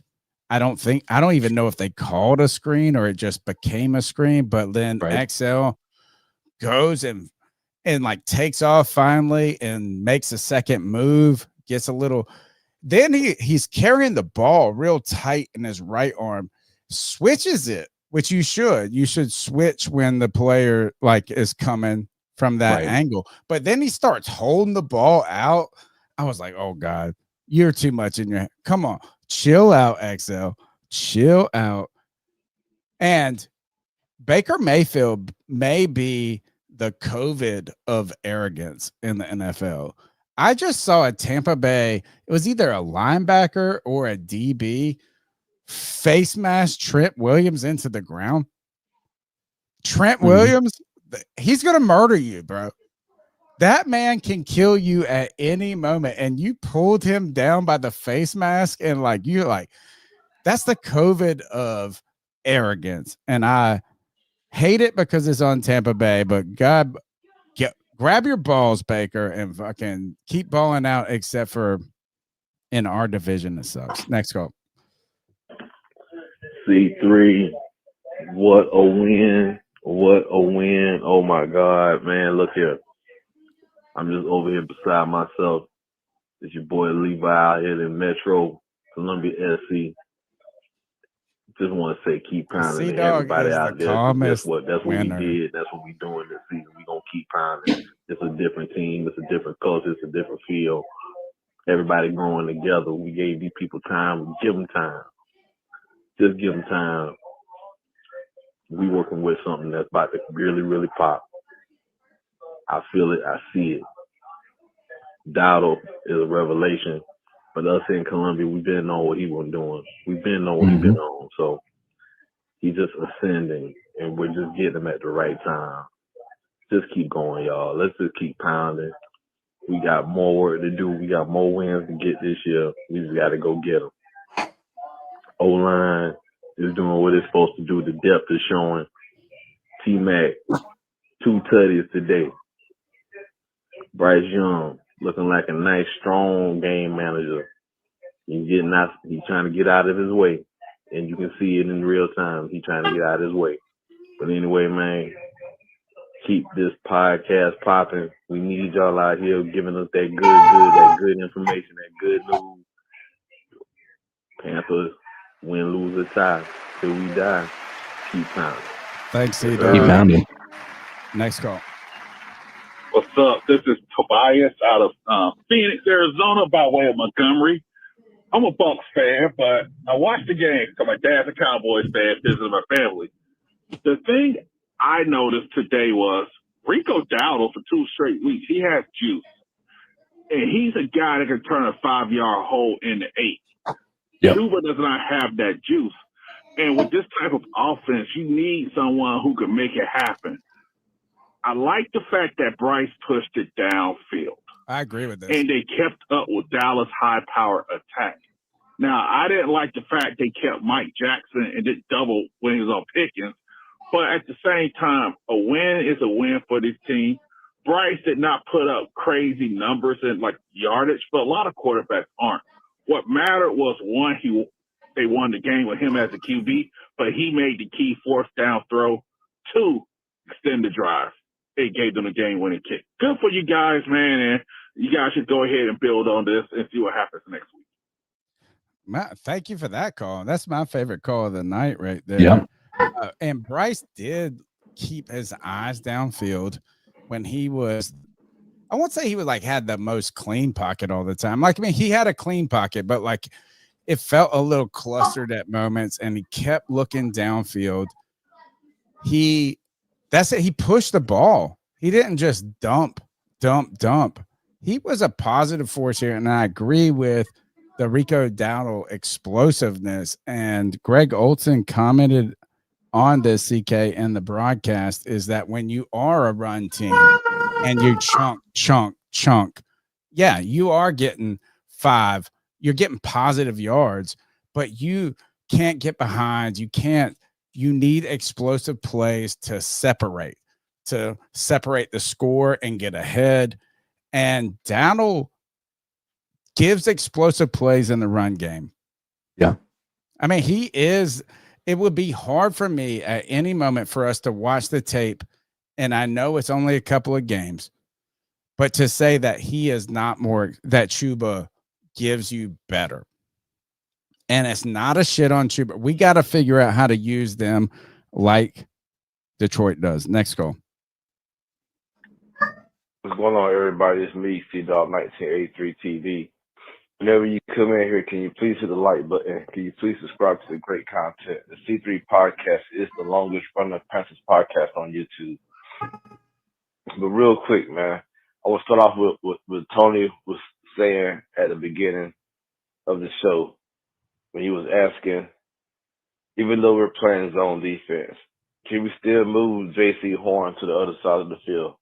And I'm completely with Tony. Yes, you can move them to the other side of the field. Unless they put a best receiver in the slot. Now, even if they put him in the fucking slot, you know what I'm saying? I still want J.C. Horn on him. That's just me personally. You know, there's ways they can goddamn do it, you know.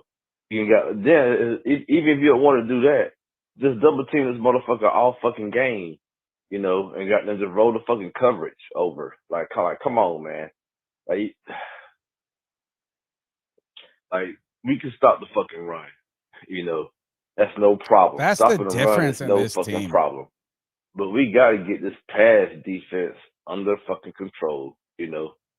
It is very, very fucking disappointing, man, when you don't got J.C. Horn on the best fucking receiver.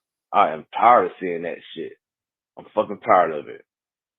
Like, man, that shit be fucking killing me, man. Be fucking blowing me. You know what I'm saying? The motherfucker going back and forth with goddamn Tony. They got them chat. You know what I'm saying? Nah, you can't goddamn move that motherfucker around and goddamn zone. You got to keep JC Horn on this got the same side of the zone. There was times, we was in the zone. Man, anyways, man. Evero, tighten the fuck up with this motherfucking passing defense, And the run defense has improved ever since Trevor Wallace has been wearing the green dot the last couple of games, So the run defense is fucking legit. But man, and real quick, man, I don't want to extend. I don't want to pick up Bryce Young 5th-year option. We can go ahead and move on, man. He's nothing more than a game manager, man. At this point. But it was a great game. We got the win. We defended the home field today. We undefeated at home, so I can't complain. But we gotta tighten up, man. We gotta get a fucking pass rush going. And we gotta tighten up this pass coverage, man. Besides that, man, I hope everybody have a great fucking day. Keep fucking pounding, man. Let's fucking go, man. Get some more goddamn wins, man. C-Dog 1983 TV. Get the fuck up out of here. Everybody have a great fucking week. Keep fucking pounding. Thank you, C-Dog. Brand Ambassador Tyler Olinger, thank you very much for not only the old school shout out, but the shout out to me. He said, I'm pretty introverted, but I've been with Tony since the beginning. He used to ask what beers we were drinking, and I'd always say Mickey's. What is your celebratory beer, folks? Drop it in the chat. If we were going to be at a bar and I'm buying your beer, what's the one you're asking for tonight? I'm not buying it. I'm not. It's a theoretical. I am not G baby. Promising to buy, but not buying. But what would be your celebratory beer? What would be the beer that you would shower yourself and that cowgirl with? Next call. Hey man, this is Jordan Chambers, man. J-Rock Game Zone in the chat, man. Long time listener. Always tune in to the show every Friday. Thank you, my man. Try to make it every Tuesday. And still big support of you guys, man. Just wanted to say that was a good win. My dad's a Cowboy fan, so I got to rub it in his face. He still ain't tested back. He still ain't tested back. But we got a good win, man. Just wanted to call in and say, keep doing what y'all doing. Keep pounding, baby. Let's go. My man, thank you so much. We appreciate. We need that feedback, man, or at least I do. And CK, I didn't want to bring this up because you don't want to rub salt in the.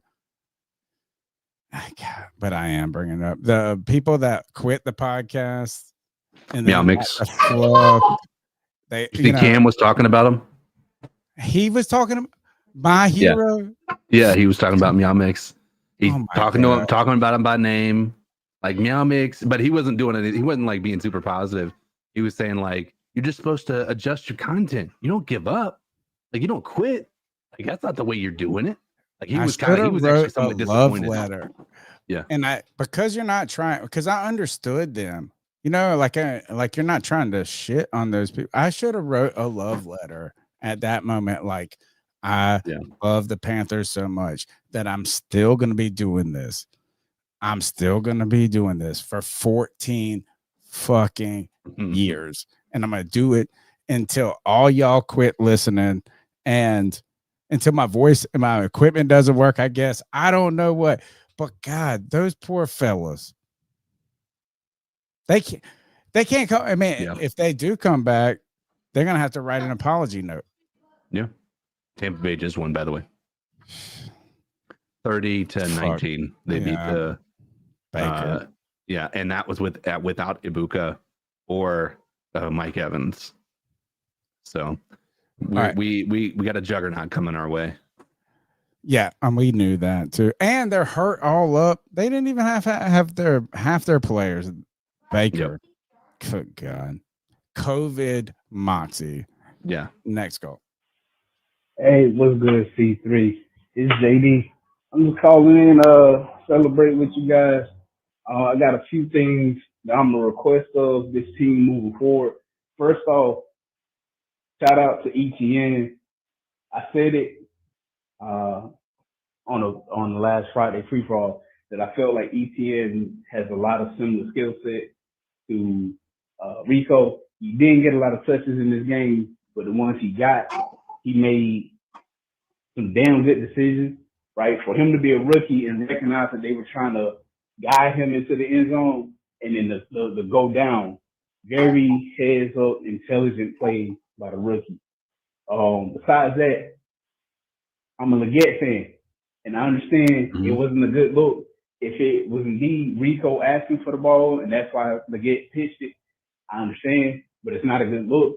As of right motherfucker now, as a Leggett fan, I still think the man can help the team win, but I'm pushing for Horn Jr. to get more snaps. Dude, if he stays in bounds on that one catch, he has a chance to take that to the house. Like his own momentum kind of carried him out. So definitely want to see Horn Jr. get more snaps moving forward. And defensively, didn't get any sacks this game, but in that final quarter on the Cowboys' last drive, they were getting pressure. The fact that we were able to get them with back-to-back loss of yards on plays, right? We didn't get the sack numbers we wanted. The pressure wasn't there throughout the entire game. The Cowboys' offense, passing game, it was there. That's Dak. That's a veteran quarterback. He's going to be hard pressed. You got to get to quarterbacks like that. You're going to be hard pressed to just stop them and beat them with coverage. But for the defensive line, for them to get the pressures they were able to late in the game, love to see that. Want the guys to get home. Yeah, man, that defensive line, the run defense in particular, that shit is legit. We're 3-3. I got hold today. I can't go out of work the way that I want to. I got hold in that department, but the Panthers got the dub, so it's like a wash. I'm pissed, but I'm happy. He found me. This is the happiest I've been, CK, in a long time when it comes respectively to football. Yeah. 2 weeks in a row, the Panthers defense is holding teams against the run. These guys are strong against the run. Beat us deep. Oh, I mean, actually, don't beat us deep. Please don't do that. I mean, but like straight up, we would just let teams march and do whatever they wanted to us for so long. CK, we were always saying, can we get 2 winning seasons in a row? Do you know how many years I said this on this 14-year podcast? A lot of years. For the last 6 years, I've said, or 4, I think 6, we were just like, oh, I want a winning season. The last 4 years have been, can we just get 2 wins in a row? I know. 2 wins in a row. We could get 3. I'm not getting greedy. I mean, I want us to win. I hope we win against the Jets, but we better not sleep. Don't sleep, Panthers. I need y'all to feed Rico. Feed Rico. Let's go out there and make sure that you set the edges against Justin Fields and just please win this game. I don't care if you win by 1 point. I don't need to blow these mugs out. If we get 3 wins in a row, I don't know what I would do. I'll just be happy. Next go. I know. Carolina Panthers getting close to greatest from America's team, more like the lamest. Dallas Cowboys get ready for that Rico charge. 12th man in the bank is while we in charge. Fuck the Cowboys and motherfuck Jerry Jones. So take this L all the way back home.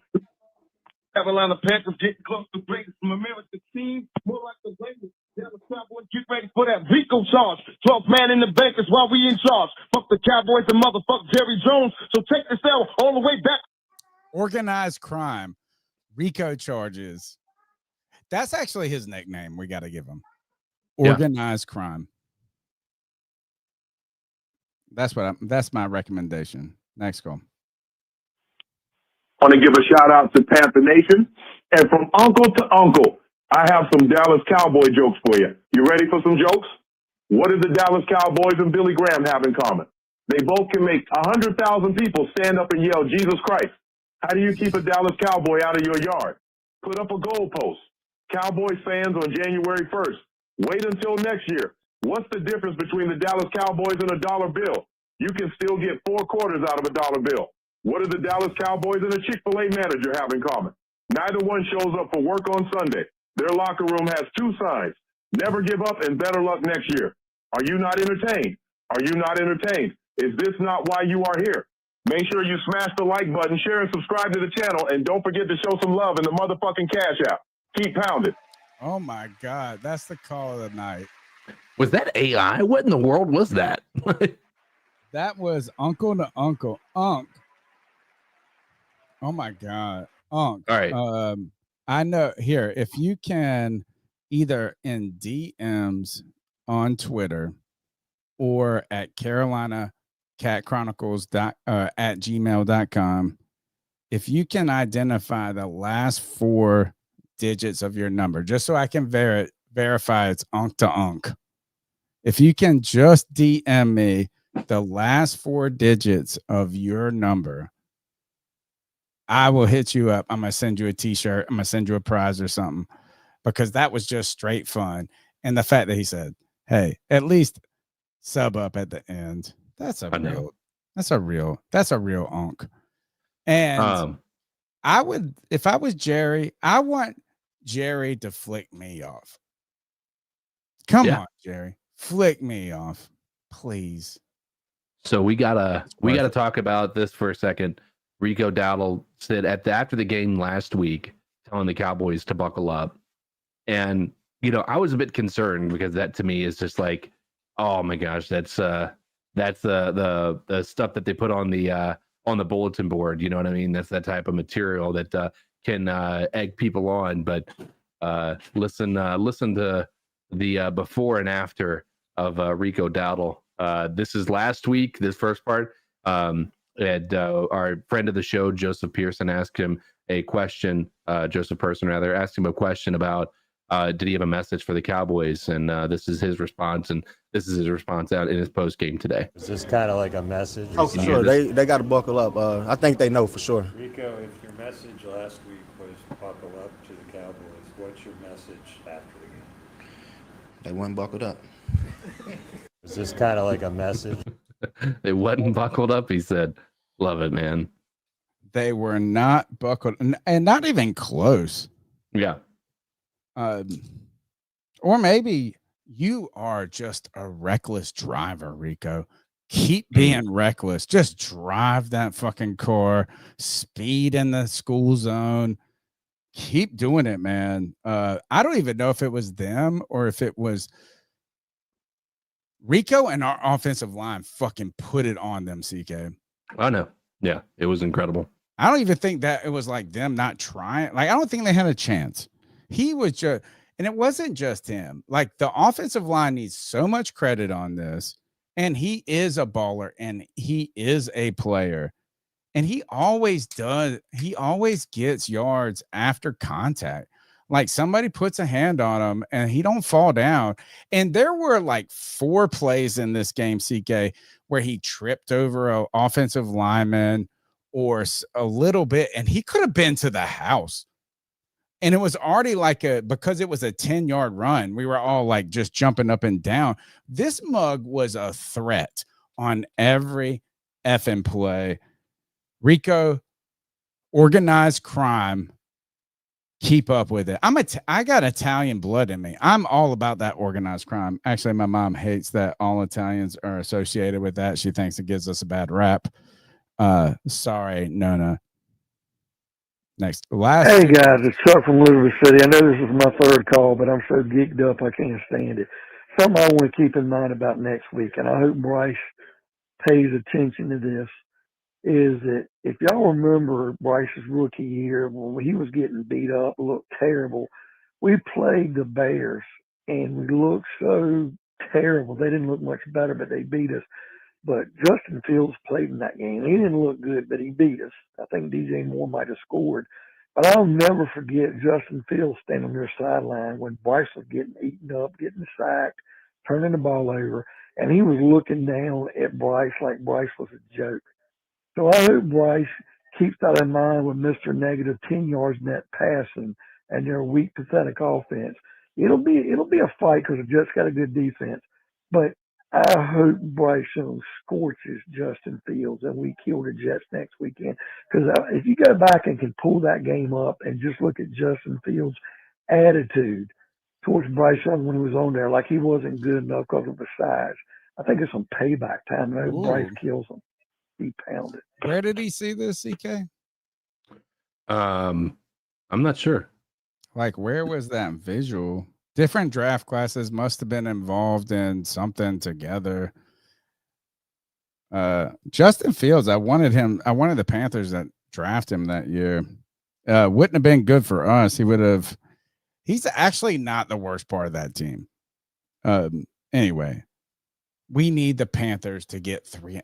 If they get 3 in a row, CK, we're going to be like, oh, Super Bowl, here it comes. Watch out, Baker. Grab your balls because we're going to fucking kick you in them. We're going to be stupid. You're going to be ridiculous. You're not wrong. And it's not going to be right, but it is what we're going to do. Yeah. Woo! The Ric Flair, woo! We got a W. I'm going to join it for the week, man. Hey, fuck the Cowboys. I'm glad we got this dub. Let's keep it going. I love it. I fucking love it. Bragging rights over Cowboys fans on our turf. Love you guys. Appreciate y'all. Peace out. Keep fucking pounding. CK, did a lot of Panther PSL owners make money on Cowboy tiers today? Probably. Okay. Yeah. I'll tell you what, I think that the upside to this is I think that this is is an excitement type of game that can spark a fan base to start to be like, okay, I'm paying attention. Now, was this like a beating them into the ground type of a win to where you're just like, this team is for real? No. But again, I don't know that we're going to be that team without some serious revamp on the defense, and without them trusting Bryce Young to throw the ball down the field. Well, we did it in one of our wins, 30-0. Yeah, and again, if you go back to that, I think that was a lot to do with things working out really well for us. Sure. And that was after losing the first 2 games of the season. And if we had followed that up, looking somewhat competitive against the Patriots, I'd say that the excitement, I don't think there would have been maybe, there would probably been a lot more. There still probably would have been a lot of Cowboys fans, don't get me wrong. But I think there would have been more Panthers fans there actually showing up to watch the game. There were a lot of empty seats. Like it did not look like that was a full stadium at any point. And so I'm just saying that we need to get that home field advantage going again, because I tell you what, I've been there when we are a team worth cheering for, and I've never been to another stadium, so I'm not going to sit here and talk about that. But there is a real home field advantage that does happen at Bank of America Stadium when you have a team that makes you want to cheer. And that's something that we've been missing. Like if you have momentum, they can affect the game. Yes. You can also silence the crowd, which is really shitty too. Like when you have a good not competitive, but like you have a great crowd, and when a team puts a dagger in you and the crowd goes silent, that also has a negative effect on the team too. In the NFL, the crowd is not as a big of a deal it is in college, but it still matters. It gives energy. It creates excitement. People feed off of it. And just remember the days of Cam when we were going fucking nuts. So last week, CK, I said that the Miami win was more important, or at least more impressive to me, than the Atlanta win. Right. Even though we shut out a team, the way you bounce back, it was a compliment. Today, I would argue we have built upon that. A better opponent, the same components, a rounded win. Yes. We can catch momentum like you're talking about. Hopefully, we're not going to attract a Super Bowl excitement from the casual fan, but we can catch momentum. Yeah, you can catch momentum, and I think that can be, contagious. I think that can catapult players into a different tier of quality than what they've been accustomed to their entire history in the league. And I will point out, and again, I don't mean to keep on bringing it back, but I'm going to point out the Sam Darnolds and the Baker Mayfields of the league, right? It wasn't until they had confidence in themselves, because, and I'm not saying Baker's always never been, short of confidence, but once he's playing to a level where he's like, I can trust what I see, I can trust what I'm hearing, I know where my receivers are going to be, I can trust them. Things like I think that you start to develop a different level of like consistency that we haven't seen from either of those two guys. You don't feel defeated. Right. Like you can believe in yourself all the time. Like you can be a confident, smart, like I'm intelligent, I do the right thing, but you can feel defeated when you do the right things. When and like we could, as people on this earth, you can be a good person. You can you can say the right things, and you can still get kicked in the nuts over and over. And you're not like, you still have confidence in your heart and your head, but there's a defeat that creeps in, and you can ward it off. You can do all these things, but like when you get on that roll, it's a roll. You get a hot hand, and then and Baker got it. Sammy Dimes got it. They wouldn't have it here. We need the Panthers to get it, and they do. They're starting to feel it, and this is why Derek Brown, you're my man. All right, CK, we're going to be here on Tuesday night at 9 p.m. We've hit all the calls up. We have just some housekeeping left to do. The last thing is we're going to give the game ball out, formerly known as Still Always in My Heart, the Dab on Them pick, aka the V. Dotto Ball Out Award, and still our homage to Cam. Towel of shame. Let's do towel of shame first. Who you shaming in this game first? Towel of shame. Who you give it to? Towel of shame is gonna have to go to Mike Jackson. He was getting burnt left and right. Granted, there were some that should have been penalties that were called against Pickens, but I've still got to give the towel of shame to Mike Jackson. Much as I love the guy, he just got ate alive today. All right. My towel of shame will go to first that all Cowboys fans that destroyed their TVs today. Like, you should have destroyed your TV years ago. You probably did. Yeah. Towel of shame. I am gonna give it to XL and Dowdle for that stupid play. And thank God it was a lateral, because it was barely backwards. Like I was so glad that they didn't overkill the angle. You know how like on bit like they were like, oh, let's see if it was inches in that. It was really close. I felt like to being a forward pass. So y'all mugs, just go and bowl. Oh, and one more. Stop hurdling, motherfuckers. Just run over those bitches. That's my thing. Ant is asking if you played his call. Yeah, we played it like 2 hours ago. That's what I thought. Okay. Because I didn't say. I was like, man, this mug hustling, because he's probably out there delivering. Because I heard that turn signal on. Ball out award. Who you got it? Who does it go? I mean, dude. I mean, at this point, you gotta go 2 touchdowns. Too easy. Yeah, let's Rico. It's got to be Rico Dowdle again, man. I mean, I didn't give it to him last week just because you guys had already kind of given it to him. It was a easy hit. I'm not going to go 2 weeks in a row after a performance like this and not give it to him. Organized crime deserves a shout out from Bobby Kennedy, who took down the mob, and not Dallas, who took down him Rico today. But my dab on him is going to Derek Brown.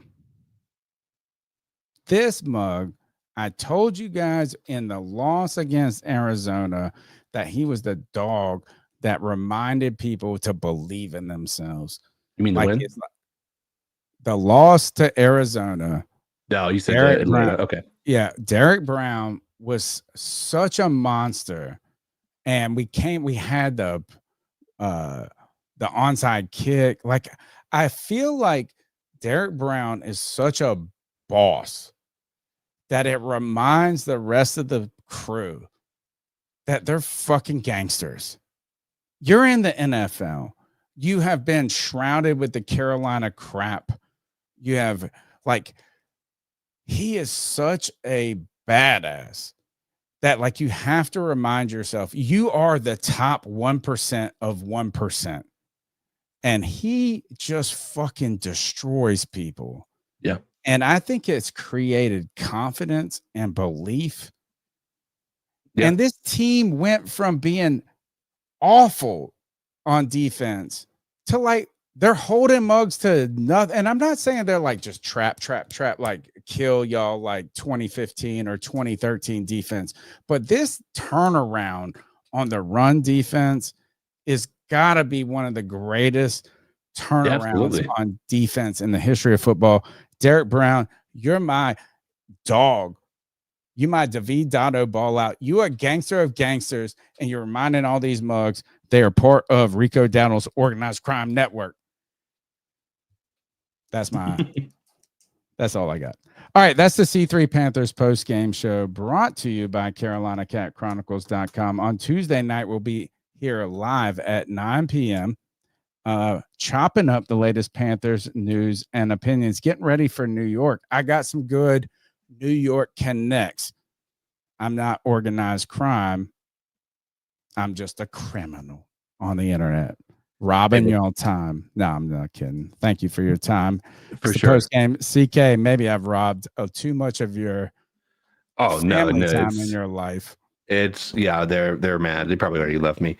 No, it's I just want to, if you guys are still interested in continuing the conversation, Panther Pickle will be hosting a space here probably in the next few minutes. So head on over to X, join into the conversation, request to speak, give your opinion about what you saw today. But as for C3, we are going to be enjoying the rest of the evening, celebrating the Panthers win, and thinking about things to talk about come Tuesday, because it can't be the Panthers, right? You know, there's not more to talk about when it comes to the Panthers, is there? On Tuesday, it might be divorce celebration day.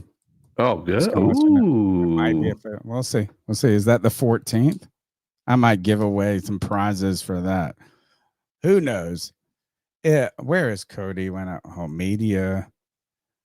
I don't even know how to exit this show. Here it is. Cody. His name's Cody. CK, Cody Kelly, the man with the golden pipes. Tell your beautiful family thank you for all the time that they allow for you to hang out with me. Smash the thumbs up button. We'll see you Tuesday. We out of here.